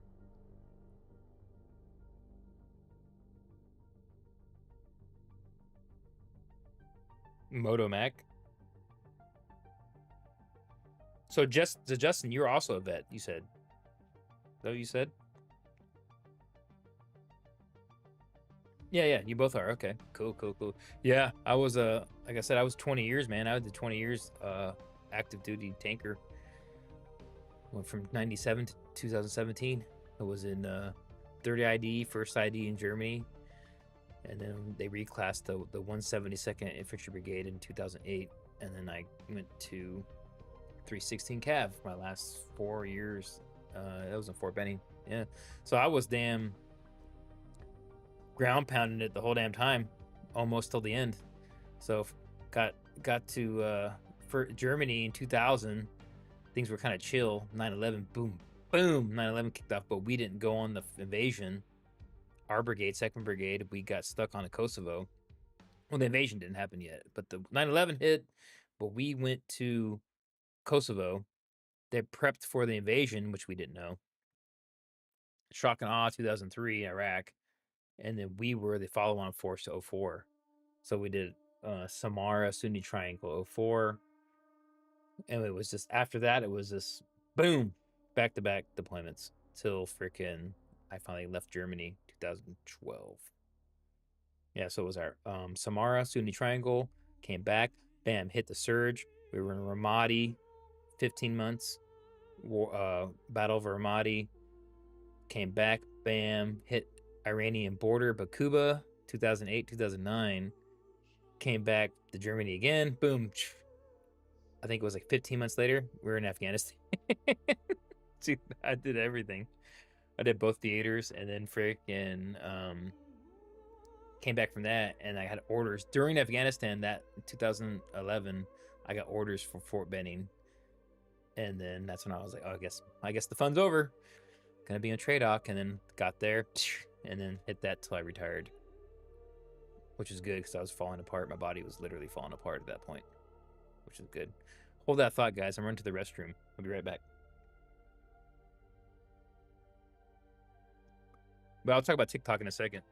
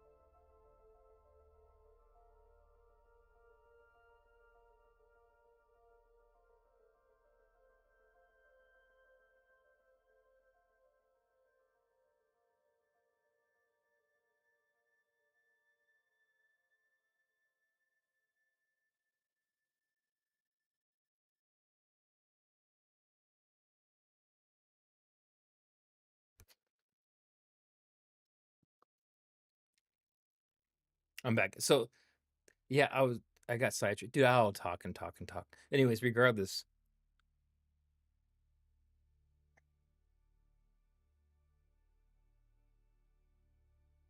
Oh yeah.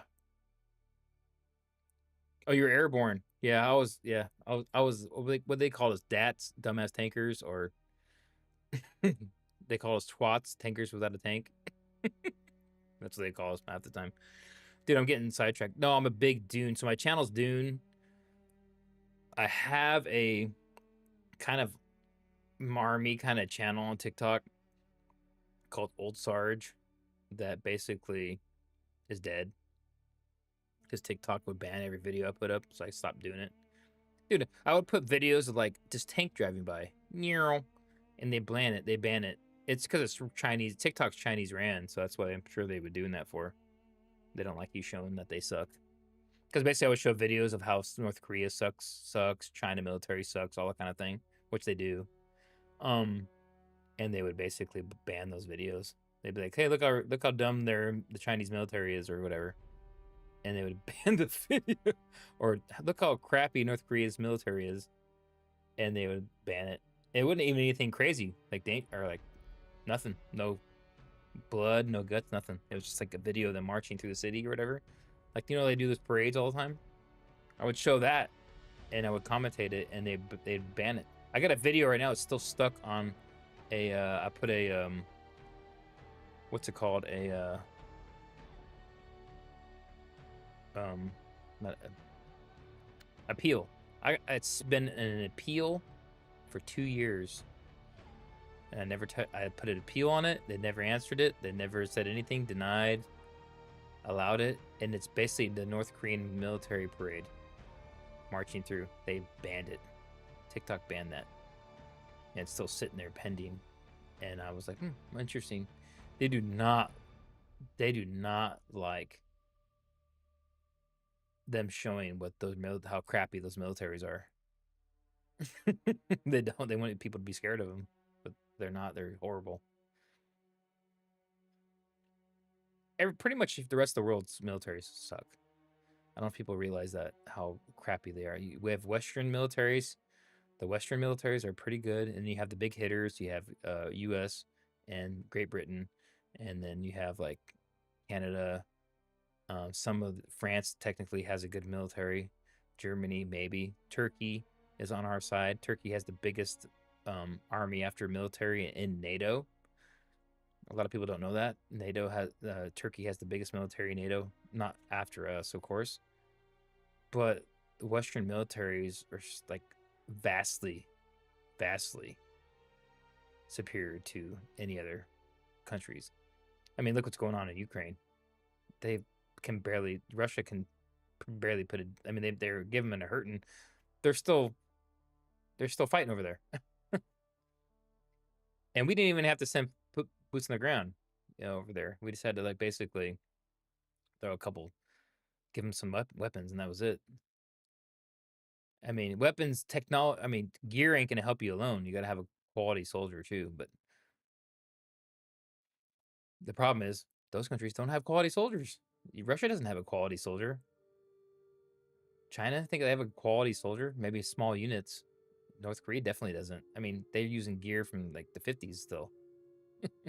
So it's just kind of, and whatever Russia has good technology, they have a little bit of it. They don't have the amounts we have. So it's very interesting, the dynamic of warfare stuff and gear and equipment and quality of soldier. It's just like kind of an actual fact. It's not really a opinion. I mean, the rest of the world's militaries pretty much suck. So it's just kind of like, granted, we're not always the greatest at all times, but no one else can take us out, really. There's no other, I don't think there's a force right now. They say China's up there, but China doesn't have force projection like we do. Meaning we have stuff staged all around the world at any time for conflicts. So the US can basically do a 6-month sustained conflict somewhere where China doesn't have that. They can't do that. So it's crazy. I'm not part of the American Legion. I would, but I need to join. I'm not part of any of those groups. I think I joined. At one point, I joined something. VFW? I can't remember. I was in K4. I was in Kosovo. K4 4 Alpha, 2002.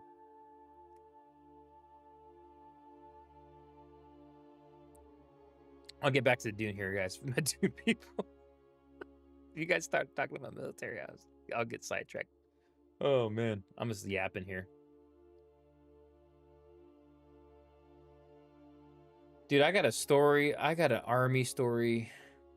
Regular army. I ain't no freaking soft guy. I'm a tank, regular army tanker, and I got a story that would be like the regular army guy that to talk about stuff.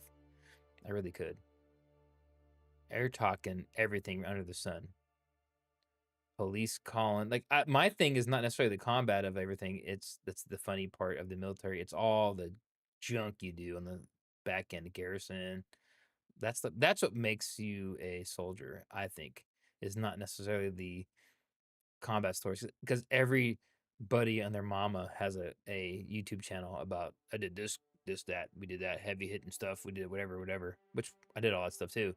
But it's like the funny stuff is all the shit that happens in garrison. Like, yeah, you have a guy from your Charlie company in your battalion that goes to Amsterdam and gets high on a bunch of shrooms and then runs naked down the train station the train tracks in Amsterdam. Or like you have a soldier that gets caught smuggling drugs back into Germany from the Netherlands, and then gets charged for international drug smuggling. And then you have to go pick his car up that broke down on Autobahn 3 halfway to Fulda. And you have to go find it with a TMP, and your platoon sergeant gives you like a tow rope, which is illegal to do that on the German Autobahn.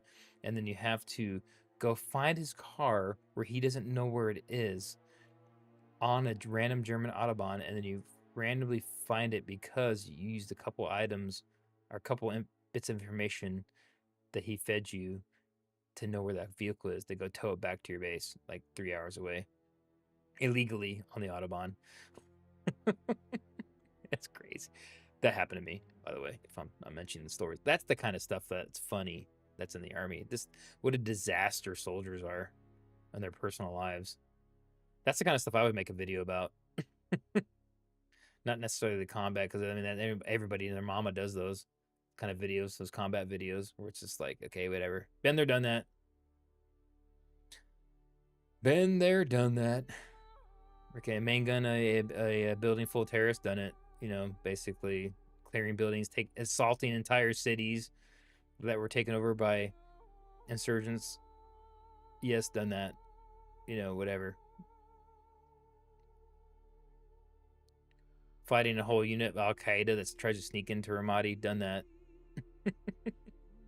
It's just like, that's all the same stuff everybody's done. So it's just kind of like fighting off the Taliban as they try to take over your OP, and then you're basically calling an well, I didn't personally call in the airstrikes. You have JTACs and freaking, see, I won't lie about it, I didn't do everything. There's people everywhere in your unit. You have JTACs, you have freaking FSOs, you have other people, your company commander, and all these people calling in all these different things. You don't always do everything. It's just not how the military works.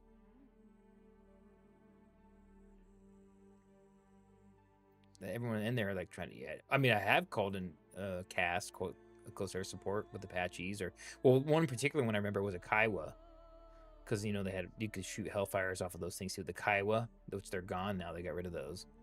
We called in close air support with Kiowas. Which is like the news chopper.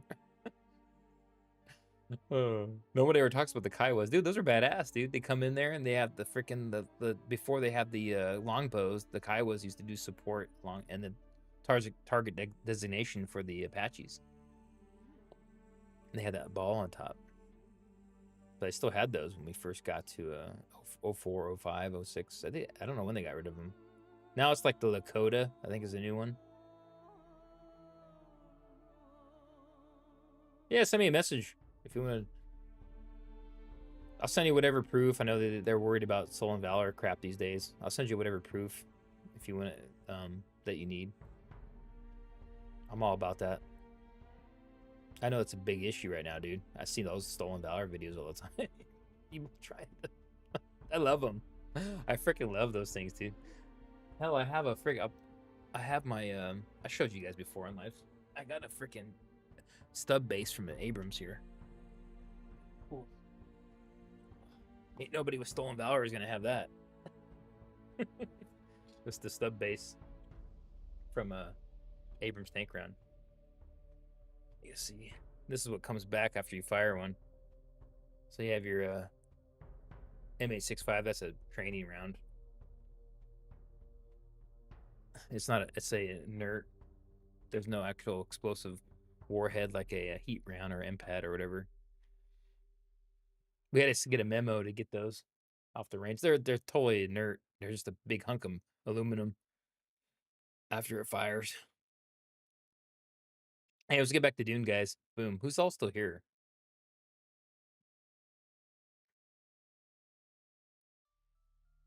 Oh, American Legion Gaming. I'm still looking at your stuff.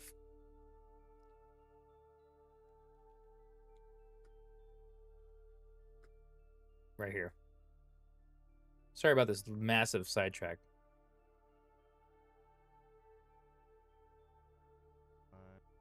Dude, you got all kinds of people up in here. Wow, this is huge.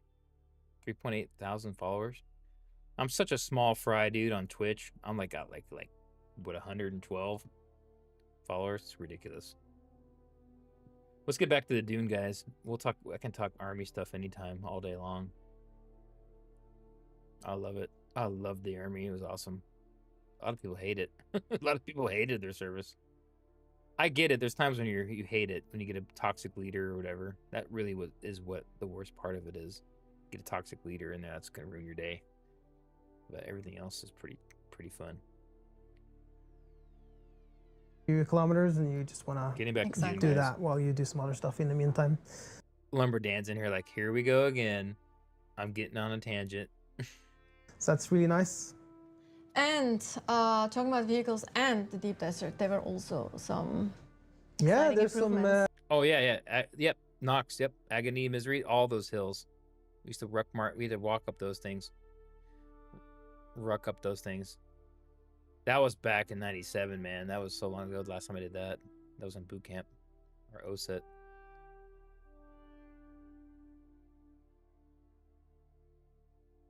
I mean, one of our biggest focuses since we launched is making sure that we improve on any areas of loss or vehicle loss. Pain points Yeah. around those. Yeah. We obviously acknowledge that there's been some issues there. So the deep. Yeah, like today when I couldn't get back on my ornithopter and the worm ate me because there was a glitch on getting back in my vehicle. Desert, we'll see some improvements that we will do to reduce the amount of vehicle loss there. We're also removing the quicksand along the borders to make it less of a friction point there with that. So yeah, good changes coming. Yeah, so you can actually use the ground vehicles throughout the deep desert. You can like now, this. yeah, you can. Yeah, Well, so- not now, but when the When, patch when, is the, live. when, the, yeah, when chapter 2 drops. Yes, exactly. That's interesting. Talk about sand. Let's talk about some improvements to our most famous big thing on Arrakis. Yeah, the sandworm. Yeah, the sandworm is. Can we say goodbye to Sky Hulud, or We can at least. So now, Sky I mean, we should have resolved the Sky Hulud instances now. So yeah, keep an eye out for that. More grounded in the game in a way. Also, we have introduced some changes so that when it attacks, it will breach and it will check for players nearby and then breach first. So we'll have a better system in place for making sure it does breach before if there's players in the nearby vicinity. So that's good. And I think it also kind of will react differently if there's a vehicle nearby as well, like vehicle and characters, right? Correct. Yes. Yeah. So that's also a change that we made. Yes. And What was that about? I mean, there's tons of more. I think one thing worth mentioning is probably around combat as well. There's a lot of improvements around combat itself, around targeting when you're doing launch attacks or some of the abilities have improved targeting as well. Also, quite an important change, but if you read the patch notes, it's kind of hard to decipher it, but the NPCs has a bonus accuracy, and the way we now scale that has changed quite a bit. So now it's it used to scale linearly or like with the same value, and now it scales. I don't know what the word is, but yeah, it scales differently. It ramps up basically. So yeah, no, that means that NPCs, NPCs might are gonna get harder put up a versus tougher you? fight when you get up into the higher tiers, which hopefully will be Tougher a cool fight. challenge Man, they're for already people tough. when You they go to the get deep desert. up in For the our higher tiers. veterans. Yeah. And obviously, a big change that we've been working on is also to make sure that our NPCs feel more responsive in a way. So when you're approaching a camp, they should be. In the past, they could have taken a little while before they kind of react and the shield turns on. Damn. But that should be greatly improved now. So you'll have a more responsive, reactive fight, basically. Talking about this, I actually remember watching someone play in an Ecolab with others during Gamescom, and I was like, I was double checking. It's like, are they in the PvP area, or like PvP role, or are they actually in the PvE area? Because he was fighting, the player was fighting an NPC, and I really couldn't tell for a few seconds if that was a player. Oh, or that's not. cool. That was actually quite. I was actually. I thought that was actually. Oh, were really they cool playing moment. I was the like, newer build? I'm not sure I if guess that's at the an NPC or not. Gamescom. Blurring That's the what it seems line. like. But yes, yeah.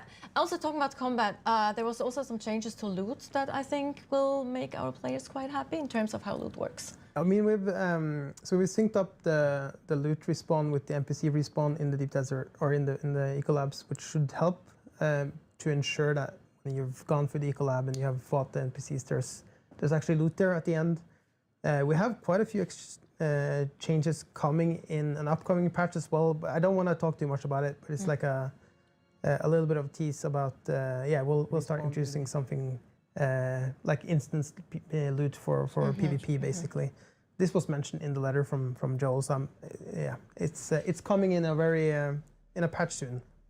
Talking about that, there's another thing that we're working on that I know you've been dying to mention. That a thing that we work on that will come relatively soon. Which one? You don't know. One of the many. One of the many. Which one are you I don't talking have that many people watching right now. Oh, I have 11 though. okay, yeah. That's yeah. So we have a lot of feedback on, for example, in Deep Desert, because it's such a vast map that has huge distances, and people getting kind of surprised because the view distance on the vehicles and the ornithopters are quite short. So we've been working really hard on that, and the team's done some really good work. And in a patch soon, after not for chapter 2, but in a patch after that, soon we will introduce a greatly improved view distance for that. So there was some engineering and some yeah. Froze for a second. We can't just. It's not So just far, tweaking a microphone number. is It had to working. be done with some more. It's just More not pushing, tech and pushing back-end a work. button. Yeah. Yeah, we had to do some proxies and yeah, fix some of the replication because you can't replicate all the data. All of the technical stuff that had to be done. But yeah, that is coming. I didn't even play I the mean, demo. it's actually quite improved, like It's quite further. huge, So yeah. I be excited, I think. So yeah.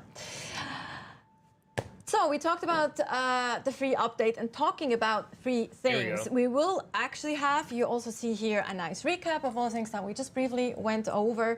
But talking about free things, we also will have, I will actually mention that towards the end of the stream again as well, to make sure as many of this is you the free as stuff. possible hear about this. We will have a free weekend. For those of you who are on the fence or who aren't playing yet but are considering it, we have a really nice thing here as well. From September 11th to September 15th. And so you will be able to play on any server. You will be joining, you'll be able to join your friends, for example, if they play already. You will keep your things as well if you actually do Free decide weekend, guys, to next buy the weekend. game afterwards. So I think that's a very cool opportunity to dip your toe into, not the water, but on Arrakis, into the sand, so to speak, and see if the game, if you like the game. We're gonna be ready And, to. I mean, there's literally nothing to lose if you just meet try it people out that join and the see game. if you can outsmart So to our speak. sandworms. But you Game's can't, awesome, you guys. can't The game is just outrun awesome. the sandworm, but I you love might be able everything to about it. outsmart it. So it's like, there's that. Challenge accepted. Challenge accepted, exactly.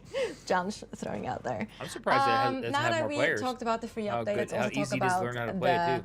optional, very important, the optional paid DLC. I think what There's happens, really people some hit that wall very cool of things coming here as duraluminum, well. tier 5, and tier 6. I think They we're hit that actually wall, and going then they're to basically, jump like, into stuck some gameplay here. like grinding just some out. locations that Once we you get show. past that little I think, area, Live you're good. If we are ready behind the scenes, there we go. Yes, so there is new locations, there is Yeah. side story, not linked to the main story at all, important, but Niels, you can comment on that a little bit more. Absolutely. Oh, that's the carry. Oh, that's so the harvester. we wouldn't be so mean as to hide the main story behind a paywall. You've already paid for the game once, don't you worry. But I have that harvester. I have we've a got some model really of it fun right here. stuff coming in here on the side. This is a great way to connect with one of my favorite radio characters, Keith Villari from the Harvester Guild Radio. Those who have not listened to That him is cool looking. won't know. I'll tell you that right there. He's the guy who reminds you to stay safe when you're working out and getting spice out on the sands. As we can see, if You you're see- not safe, things can end poorly. Yeah, that's awesome. I mean, this whole thing really is tied a little bit into the current event, right? Yes. So the premise here is Great Harvester got shut down, and the crew is in need of assistance, of aid. You get contacted to help figure out what's going on, to help. I have an idea where in the deep desert, one of these harvesters is going around and you basically fight over control of it with other factions or whatever. And then if you win, you gain access to harvest a bunch of spice for like an hour or whatever. Like kind of like with Sea of Thieves, where you can get the Flameheart's ship. You can actually get it and drive it around. That would be awesome. them out of the situation. And from there, things may or may not escalate way cool beyond the initial scope of your little rescue mission. I couldn't possibly comment on it, but for people who are a fan of flamethrowers that are very popular online, you'll find that there are reasons for why they look like what they the way they do, and there's a ton of really fun, unique stuff we put into this one. Golas and Locations that you will not have seen before, mechanics you will not have interacted with before. Kind of a start of maybe a system that we're expanding upon for future releases as well. Little taste of what's to come. I hate that I'm never allowed to spoil anything. You put me out here in front of the camera and you're like, hey, talk about it, but Sort don't of tell them weird anything because they need to Golas discover or it themselves. So I'm just sat here like holding myself back constantly. There was a virus. I feel they like the sent, way we built these the thinking machines created too, the virus bomb. locations, just to say it like that, definitely are laying the foundation for a lot of the similar locations going forward. So yeah, I don't think we're gonna spoil more than that. But yeah, we're working on some cool mechanics that I know people have asked for in online. So it's really fun to be able to start exploring that in the game. And with the future chapters, we'll definitely dive even deeper into Nice. those we go. mechanics and features, basically. It's a little bit of taste of what's to come. Yes. I mean, so to say. basically, if you're a fan of being called Kitten, definitely buy the DLC. I'll leave you with that. Does that mean that you're gonna deal with that lady again? in the I mirror? will buy what? DLC. We all have our tastes. You got me. Cause you hit But 35 seconds. one thing I just wanted to throw back again, even though we did mention it a little bit with the content strategy, we are of course not, we're also introducing new locations with Yes. free updates. So it's not that this is going to be DLC content all the time. That's just kind of like a special thing with this particular one. Yes. So don't be worried And about anything that is an optional DLC will of course not be any pay to win, or there's nothing. It's just optional side stuff or cosmetics or cool things to expand on your existing experience, basically. Pay Thank to you have for- even more fun. that. Sorry, go ahead. No, I said pay to have even more fun that than you looks would have orange. otherwise. Yeah. That's really what it green, is. though. Right? More content, more cool things. Do we want to talk about the other things coming into it? So we are. I was just about to say Do we that's a good have green segue for screen me mode on? to actually throw back into the gameplay. Because, of course, when you do help those Dune men, you Here we will go. actually also reap most the likely rewards. reap the Yeah. rewards. Exactly, and we can show you some of those rewards right I here. love this building set. It's really nice. Look at Tor that. Egil, Yeah. It's Tor Egil magic again, our resident I don't know how he architect does in it. That's I pretty will house. never be able to make such Me neither. amazing architecture. Me neither. But yeah, here we have the opportunity. So the Dune Man, being a good guy, will let you build some new cool stuff, and it's not just the building set. Of course, you can see already with the armor that's on here, you'll be able to get yourself into some Dune Man looks. So you That's can pretty become cool. a proper spice miner, as we Looks all like- want to looks be like on Gurney. Arrakis. Spice is the thing that Looks like fuels Gurney's my life. outfit Also a helmet cool from little Dune emote. I Part don't 2. know if Camille has it. It can Oh, I'm sure maybe he use has it. somewhere. Yes. Let's put him on the spot. I think that's the most fun part of Yeah. anything like that. Look at that. Our thumper emotes. Ready for Yes, action. Also new in this. And what's that DLC. over there? That's a cool What's- little thing. What is that over there, Camille? What is that over there? Okay. Yeah, that one Smooth. there. Yeah, exactly. Very smooth. We were asking about the placeables for sure tonight. There was nothing Smooth. else. They're gonna show I us mean, the, those are really cool the, placeables. treadwheel. I'm gonna take that captaincy. The and put it in treadwheel my is the base name for of that sure. thing. And then the hologram as well, or the Toledo projector. We also just saw Oh, look, they the, named the it. naming. We have to see They- the they naming. named- they named Roll their it, stuff. yes. Go back to the chest. Yes. Ingots. Hi, Mom. Hey, Yeah, exactly. Mom. There we go. Yeah, they named it. That's Shout out awesome. We're getting to that. Camille's mom. Just Shout out to Sam. Camille's Huge. mom. Yes. That's a huge fix, I dude. fixed It's a huge ad. Naming. Love it. I love that. So good. Uh, yes. Naming But vehicles, yeah. too. one of the fun parts you get out of, And of getting course, into this yes. DLC is, of course, a new vehicle, the Treadwheel. The This is piece de not resistance. just a skin. This is an actual separate vehicle class. As I said, like this doesn't offer you any necessary gameplay advantages. It won't make your think make it's- you more effective. That's in like the combat wheelie guy from necessarily, Twisted but Metal. It does offer It a does make you different. cooler than all your friends, which is course. really important to me. I mean, when I first got my hands bragging on rights. this, it was so much fun to drive. The thing about it, it drives as fast backwards as it does forwards, and there's a trick to it, and it's really hard to do. I spent way too long to try and do this, but if you try and do that, can you try, Camille, do a 180 spin and then go backwards? Because you can go like smoothly into a backwards. Yeah, see? Not bad. Not bad. Not bad. Not There's the bad. worm. Well, Andreas is much better at it. Don't let them gas him up too I much. spent a little bit of He time there. probably and Yeah, then- there's a also bit of time. practiced for like weeks while Camille yeah. is getting put on the spot here. But once you It's get like- it, it feels amazing to kind of do that 180 flip, and then you can just continue straight backwards. Yeah, look at that. Ooh, that was starting good. to get it now. Yes, that was good. Then you can have your friend on the back seat. We actually Yeah. have. I was just about to say we actually have a really cool We're clip gonna have a where we race. show We're this. gonna have some races. There Look we at go. that. That was nice. Oh, we have a guy in the Yes, back. That was very smooth. Yeah, that was So, it's such a cool vehicle. There's some fun thing you can do with this. It's like, again, it's not power. It's not like more powerful than what we have in the game already, but it's just really fun.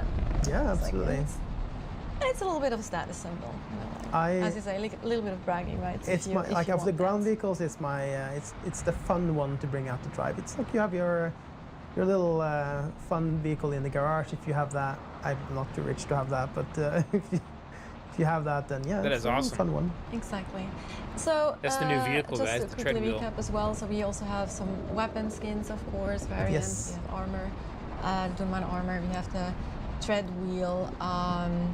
But yeah, I think that's pretty much covering the paid DLC. Yeah, Now we you see some of the them there weapon now. skin. Very cool. It's really cool Yes. looking. And the armor as well. The blade too. I actually really like the blade, but I'm a swordsman. That's cool. swordsman That's at cool looking heart, sword. so- And I do like when I see the skin of it. It kind of yeah. I'm not gonna say it because it's spoiler. it will all make sense. It the will style all of it make sense. Go it's play it. Go cool. And play here we Cool. see the thumper emote. Like you can Cool- do left, cool sword. right, Oh, they got new, hand emojis and back, stuff. and the front. I think so. There's like 4 in 1. I think, if I remember correctly. So a really cool spice blow right there too, and the door. I which is love the pretty spice cool. blow animations. So also out in the with desert, this they're cool. set, with the building set, I think it was also important for us to make sure it fits with the other existing building sets, sure, so of you course. can like just integrate them as well. And that's Very a nicely. general like a Rule of thumb. rule of thumb for us is that the building set needs to, or sets need to be able to play together in a way. So you can mix and match and do kind of your Yes. own thing. Yeah, exactly, absolutely, 100%. Here we and go. there we have the overview again of The all Lost Harvest the DLC is content that's I'll have. in the treadwheel. optional Treadwheel. paid DLC. Lost Harvest So Journey. before we go into actually be ready Dune for Man our building Q&A, pieces. so our 3 Imperial magicians testing behind the scenes stations. are going to be Ooh, collecting new or have Imperial probably testing already collected stations. some of your 5 questions. base. They probably paid DLC. 5 base decorations and So before we bumper go emote. into actually be ready for our 4 weapon Q&A, skins. so our magicians behind the scenes are going to be collecting or have probably already collected some of your questions. They probably need a little bit more time. So one thing that I'm actually that we can show you now is like our friends at their media productions. They're actually working on a fan-made live-action Dune Awakening movie. And they were so kind to send us a little teaser that we're actually allowed to show you right now. It's right up my alley right here. Please That is so enjoy. humbling. It's so cool. A mini series of some sort? CGI? Oh, this is awesome. The Dune Awakening. Oh, it's live action. Arrakis is a test.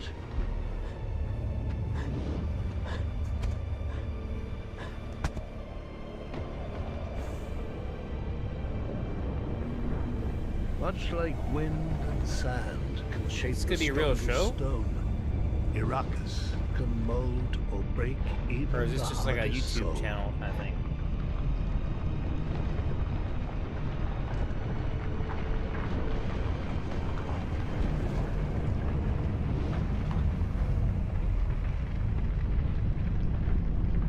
It's like a web series. To survive here, you must be willing. Willing to become something else.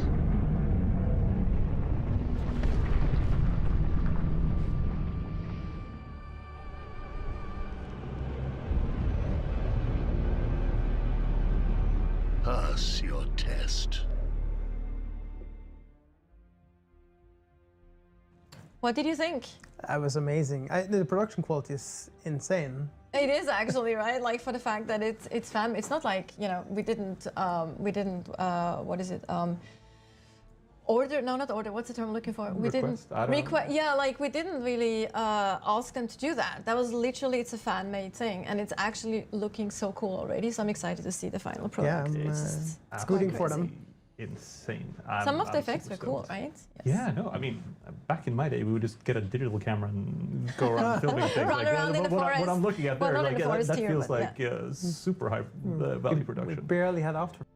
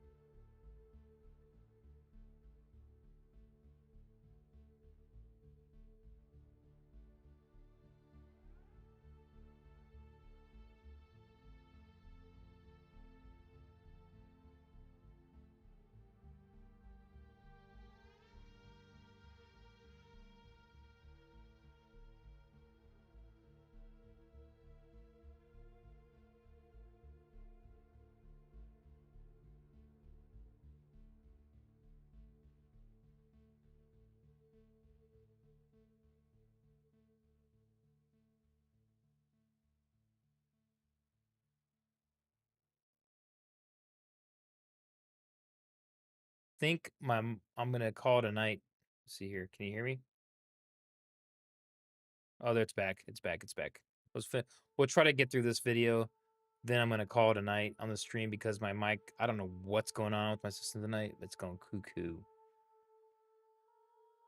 Effects. Try to get Oh, through this right. stuff. After Effects, that's after we did anything back I don't know if when any I was reboot or what. hobby enthusiast. Right. So while we wait for a few more questions, so don't be shy. Send us your questions in chat. We have a few other things that we can actually that I would like to shout out. Some cool things, corporations, corporation, yeah, corporations that we had. Corporations.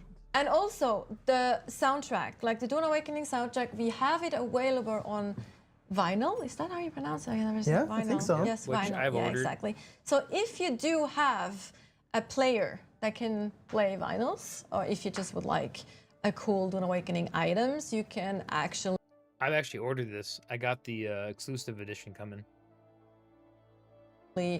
Order those. They look very cool. I think they look very cool. They're like inspired by our journey cards. The design from our journey Yeah. cards. Oh, the art on those are amazing. Brian, and this looks right? amazing. Yeah, Shout Brian out to is- Brian. It's been Yes, fantastic. absolutely fantastic. It looks really cool too. So if you are a vinyl enthusiast and you do like the soundtrack, this is definitely an option for you. Maybe it's also a gift for a friend or a And family shout member. out to Knut and Yes, Ariel and yeah, everyone absolutely. involved. Oh my God, yes. Shout out to Knut and also our sound design team as well, who was involved with like mixing the tracks that we got from Knut, and absolutely fantastic work all around. Additionally, we also have a cooperation with Madrinas, which I am actually also very excited about because I love chai latte. I just love Okay, guys. chai latte. I really do. I like milk tea and I like chai latte in general. Hold that thought on the Madrinas. Hold on a second. Be right back. I gotta go to the restroom real quick. Everyone, stick around.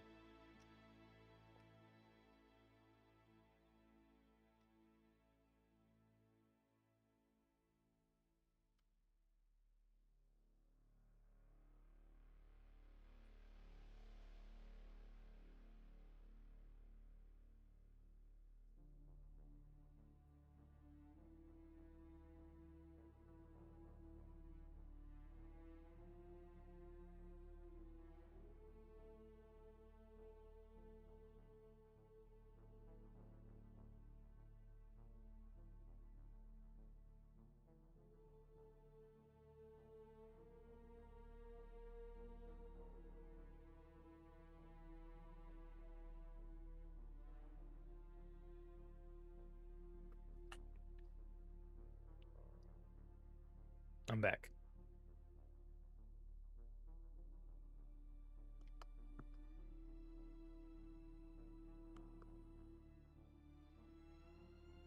All right, so we'll play this real quick. So we have these cool kits that you can order from Madrinas. I did order one. I am not looking forward to see how much the final cost actually will be for importing this to Norway, but I think it's worth it. Again, Worth I'm the not money, sure. surely. You need to hype it up here. Come on. This is like, yeah, like I just it's the toll. It's not the the money for the kit. Yeah, no. It's basically the anything you import order stuff. in from Europe. Yeah, I just want the drinking cup. That's Me too. I'm honestly, excited about that. that looks Yeah, super and fun. also you get a really cool in-game collectible yeah, as well. that's a cool looking mural. Yes, the mural is really cool looking for one. Awesome. But yes, I'm not sure if you're ready with some of the questions. Okay, real quick before we get into that, guys. Guess what showed up today, actually. Interesting that they mentioned that. Madrina's kit. Because guess what showed up today at my doorstep? The Madrina's kit. Which I ordered. This thing is heavy, dude. Oh, I had a couple extra items in here too. So we have this is a whole bean. I ordered some items that were not Dune related. I got this coffee. I'm not getting paid by these guys, by the way. This is all just for fun. So I'm not sponsored or nothing. So don't think I'm sponsoring this. This is all just something I bought because I wanted the game key. So no sponsoring, nothing like that. And they had a Halo Valhalla thing I ordered. Coffee is kind of goofy, right? And then the actual Dune stuff. So let's get to that. Like I said, I bought this just because I'm a nut, and anything Dune I'm buying. Okay, that's it. So like I said, I did not get paid to do this, guys. FUNCOM's they never paid me because I'm part of the creator club, but I've never made any money off it. So I've never been paid by any. I made $130 on my YouTube channel for 2 years. That's it. So, and then that's including like some of the subs. So, yeah, I'm not getting paid anything. The thing is, I have a really good real life job that allows me to kind of do all this stuff for fun, so, and buy things. So I really don't need them to pay me, honestly. It'd be nice. I'll take a sponsor. Hey, Madrinas, you want to sponsor? I'll sponsor you. I'm doing it for free right now. So we got the Dune kit, guys, that they're just talking about right there. I got it. And I've not opened it yet, so let's check it out. I'm not going to show you the game code, obviously, the mural. So first we'll take out the... Yep, I got that. I'm excited about this, guys. So I got that Dune Awakening cup. Right here. Shaker cup, or what do we call it? It has all the artwork for Dune Awakening. Awesome. Probably won't even use it. Probably just set it. I'll probably just set it up here for right now. Where's the code? Where's the code? Oh, there. That must be the code. Well, where's the code at?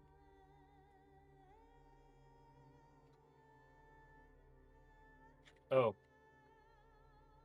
Oh, it's on top of the it's on top of the so I can't show you the top. My code key's on top of this. So then I have the chai, and on top of that's my code, which I'm gonna put in tonight, probably enter it. Awesome. Yeah, so I don't know what it tastes like. It tastes horrible. I don't know. Cool box. So I'll keep the box. And I got those items. And I've ordered the records as well. I just don't know when those are going to show up. And I have no idea if anybody's even still watching me. So cool. Oh, one more item. Another thing I have. Hold on one second before we move on.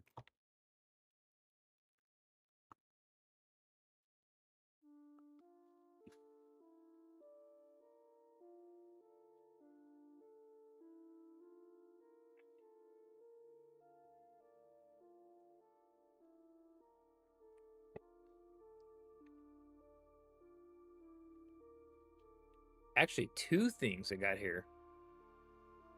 Actually, you guys can't really see me, can you, very well?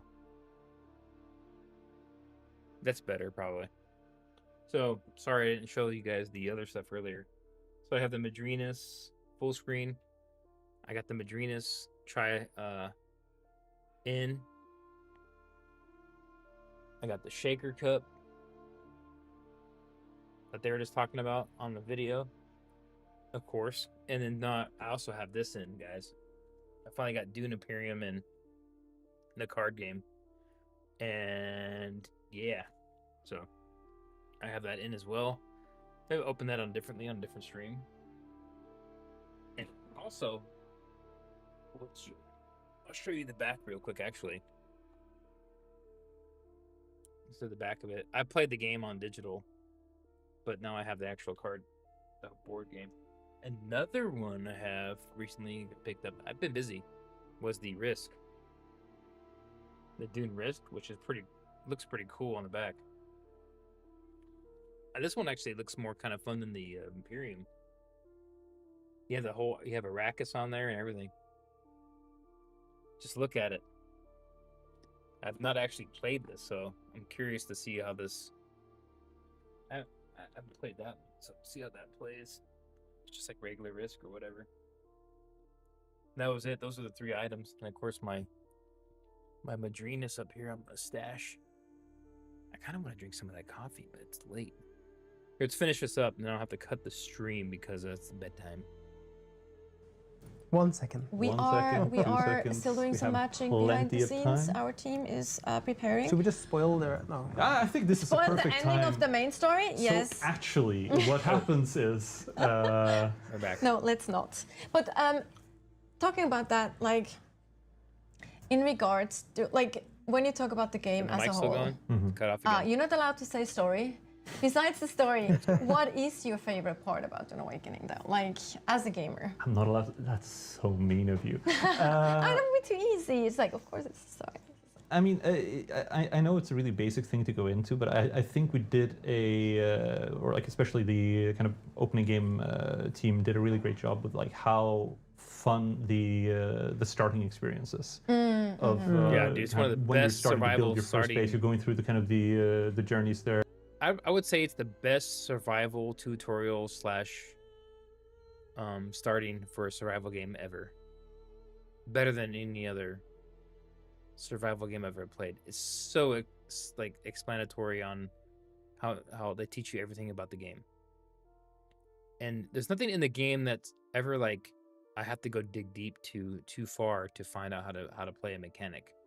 Like it's not like No Man's Sky or some other kind of game like that where I have to like go and research. I have to go figure it out how to like really in depth. Sometimes you have to do a little bit of that here, but not that much.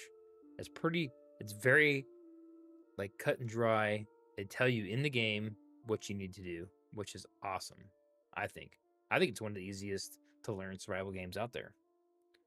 Personally, I played a lot of them. Ark.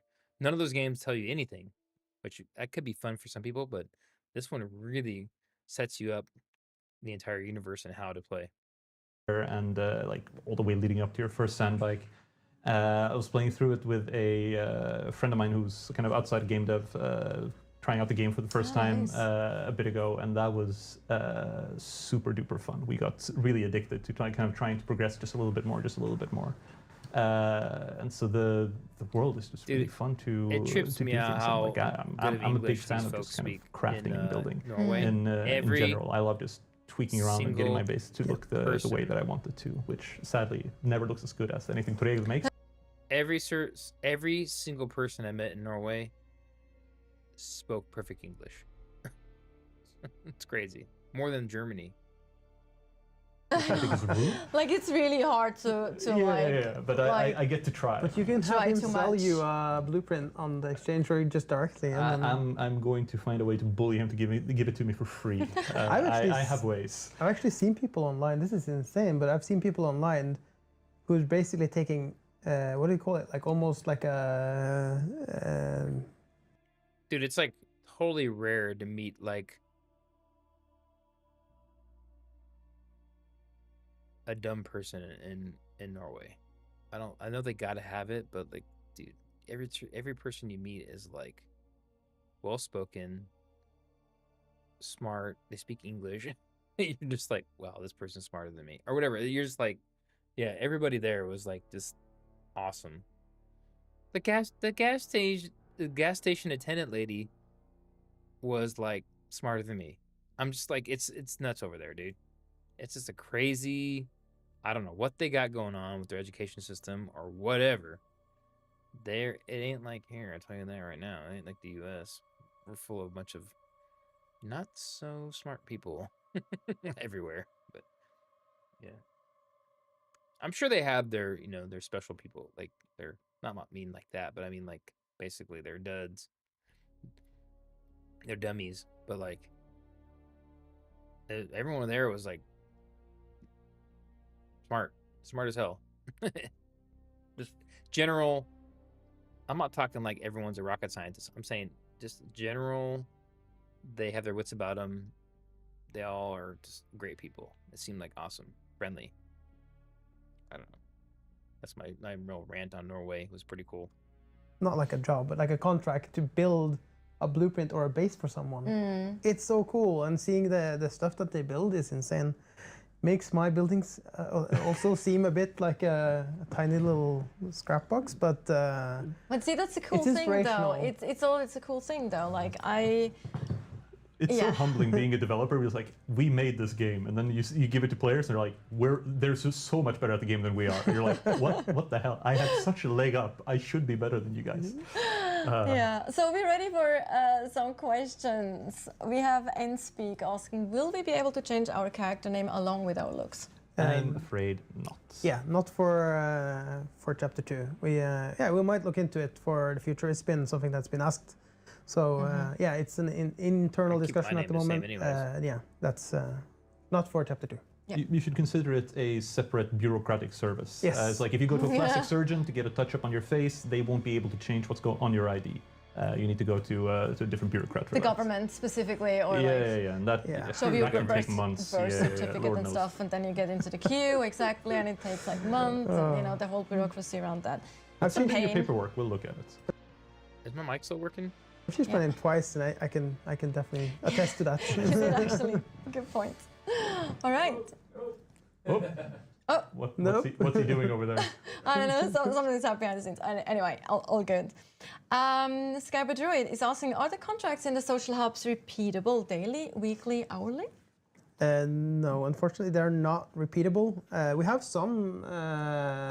We have some repeatable stuff going on in the Haga Basin. Yes. That's where the repeatable content is. The social hub stuff is a bit more bespoke. And obviously, the Landstrat itself we're going to invest a lot more in that as part of the repeatable content in a way.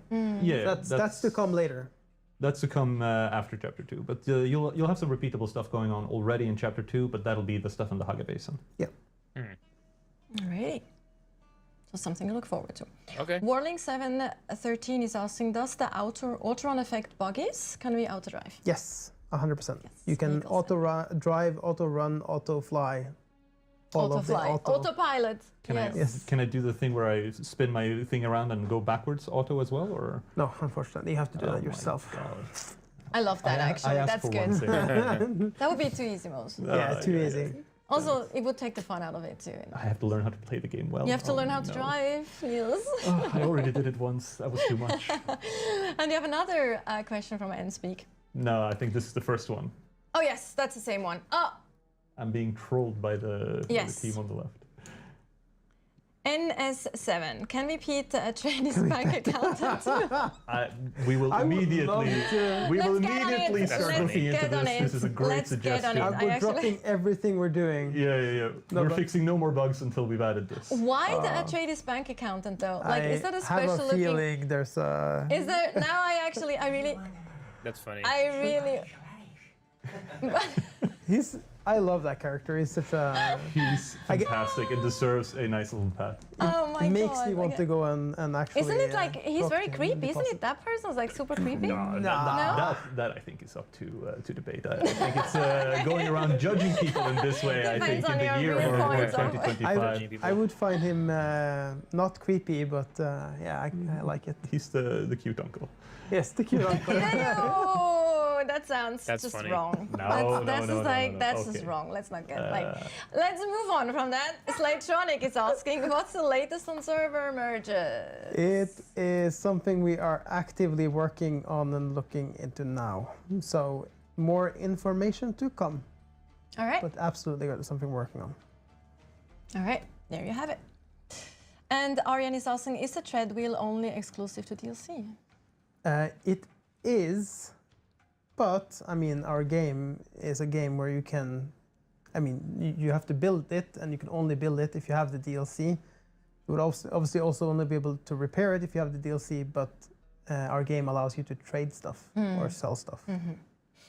So even if you don't have the DLC, you can still drive one if you buy one, or if someone makes one for you and gives you permission. No, listen, if you're hanging out with your friends and one of them has a DLC and you ask them very nicely if you can Sit in the back. take a spin, Yeah. of course. sit in the back. But yes, it's part of the DLC. Marius is asking, can we have more lights? Good question. I love that question too. Like, it's one we get quite often. It's an More it's lights, a is hot that a topic question? internally. I mean, obviously, we're gonna have to. The designers want more lights. The people on the technical side are like, no, you're gonna crash everything. You're gonna just like performance. But what about performance? And obviously, you want a performance game as well. So we will look into this at some point, and we might tweak it. But right now, we are not doing anything about it. But rest assured, this is something we're actively looking at as well. And we're aware that people are asking Yes. More lights. I guess people want more lights. I don't know about for it. that Voradux, will the level cap be increased? No, not for chapter 2. one. Nope, no level crap. We're gonna be stuck at 200. Nice and simple. All right. Yeah, I like the answer like that. All right, and that were all the questions for today. So, with that, what is left is a thank you, of course, for watching, and also a reminder Good. that we have the free weekend going live on the 11th until the 15th Yeah, so if you have of any, September. Tell your friends. tell your friends. If you Tell have any your friends who friends. haven't played the game and they want to play it with you, and yeah, perfect They opportunity. can try it, yes. So thank you for watching. Of course, also thank you to my guests today, Ole Andreas and Niels. Always a pleasure to have you on. Pleasure to be here. Yeah, we'll have, of course, more streams going forward. As we mentioned, That dude's we're socks just are getting tripping me out. started. Don't you worry. There's They're lots so of fuzzy. content coming your way. And again, thank you so much for playing Dune Awakening. Thank you for being on this journey with us. All the teams internally, everyone working here at FUNCOM on Dune Awakening, really appreciates you. It's kind of cold And it's 52 hopefully you have degrees a there. fantastic rest of your day, morning, evening, already afternoon, cold in wherever you Norway. are. And we hope to see you next time. Also remember to follow our socials and join our Discord if Please you do. want to. Bye, kitten. Bye, everyone. Bye, kitten. Bye. All right. Well, that was it, guys. That was the end. So the big thing I got out of that, for me, the big thing was the renaming storages, and that's next week. So storage and vehicle renaming, that's the biggest thing I really wanted out of that. And then I guess repeatable Haga Basin missions of some sort. I guess that's going to be the ones where you basically do the encounters, I'm guessing they're saying. So we're gonna have a fun. So that's on the 9th. It supposedly comes out. So that is on. Oh, that's in 2 days. This comes out on the Tuesday. So we're like a day and a half away. Am I taking that day off of work? Man, I might have to. I might have to take that day off and live stream. Oh, excuse me. I guess I might have to take that day off and live stream it, guys. We'll see what I can do. We'll see if I can do that or not. I said this to the 9th. What time on the 9th does it come out? Let's look.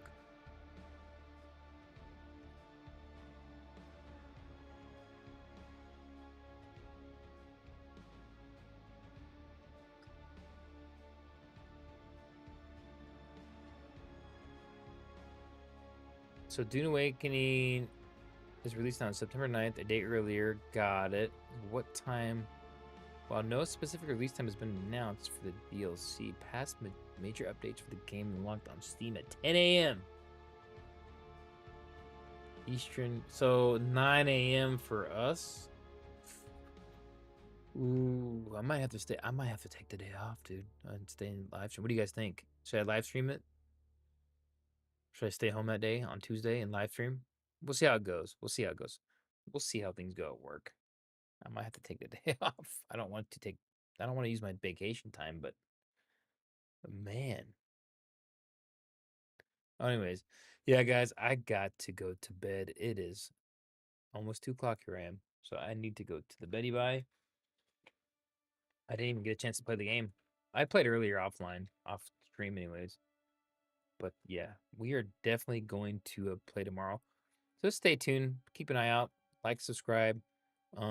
Yeah, if you like my channel, Dune content, check out my latest videos. I'm working on my review for Dune, the book, the House Atreides. I have my comics coming back. I have to go pick them up. My graded comics come back. Dune is, if you guys don't know, there's comics out right now. Brand new comics series out.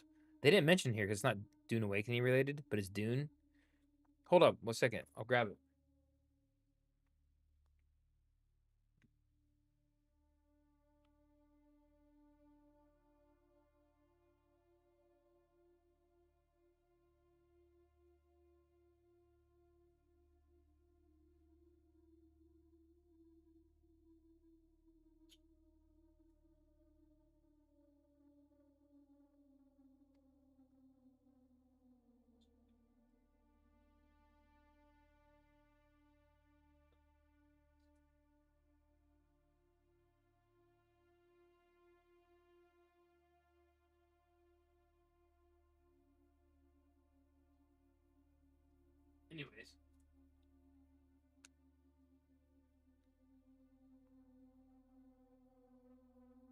Anyways, I have a sorry about that. I have a comic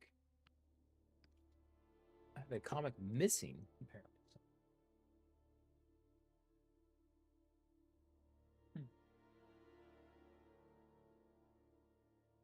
don't know where I put it. Anyways, these are two different covers. So I have the latest comics, the Dune. They're basically edge of a crysknife. These are the exact same covers.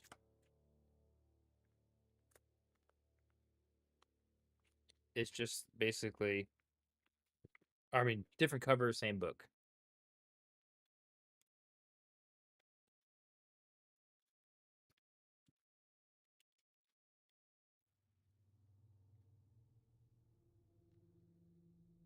Pulling this out real quick.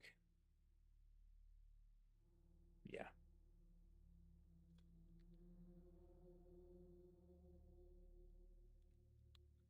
My other book is around here somewhere. I don't know what the heck I did with it.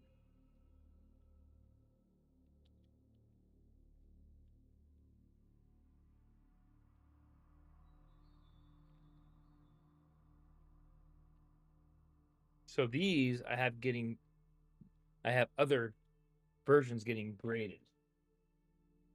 So these are the ones that I've actually kept that I can read. I have a different set of getting graded, and they're actually back. I need to go pick them up. But if you see here, this is basically a series about. It's an origin story of Shut Up Mapes. That's what these are. So if you guys look at some of the artwork in here, it's pretty awesome.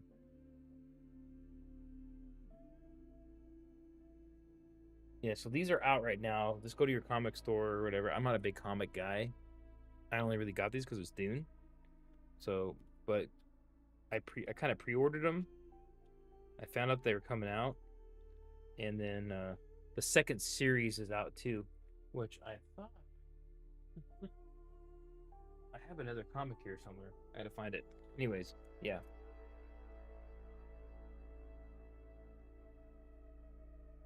Yep. So, anyways, that's pretty cool. I put my other book somewhere in this room. I'll go look at it in a minute. But anyways, I gotta go to bed, guys. So until then, I will see you guys later. No one's really talking in the chat, so I don't know who's actually watching, but I will see you guys tomorrow. I'll be probably live streaming. I haven't live streamed the game in a while. I did a little like 30 minutes this morning. Power was going out, so it was interesting. But until then, guys, I will. Oh, wait. DM Lord subscribed at a tier 1. And then, yeah, hey, I appreciate that. Wow. Awesome. Cool. I don't know if you're still on, but anyways, hey, everyone, I gotta hit the hay and just stay tuned. We'll have some more Dune stuff. Look out for videos. I'm working on another video right now. Go to YouTube. That's where all my videos are. Check out my lore, merchandise. Check out my Dune cards. I love my favorite. That's my pride and joy. And I'll talk to you guys next time.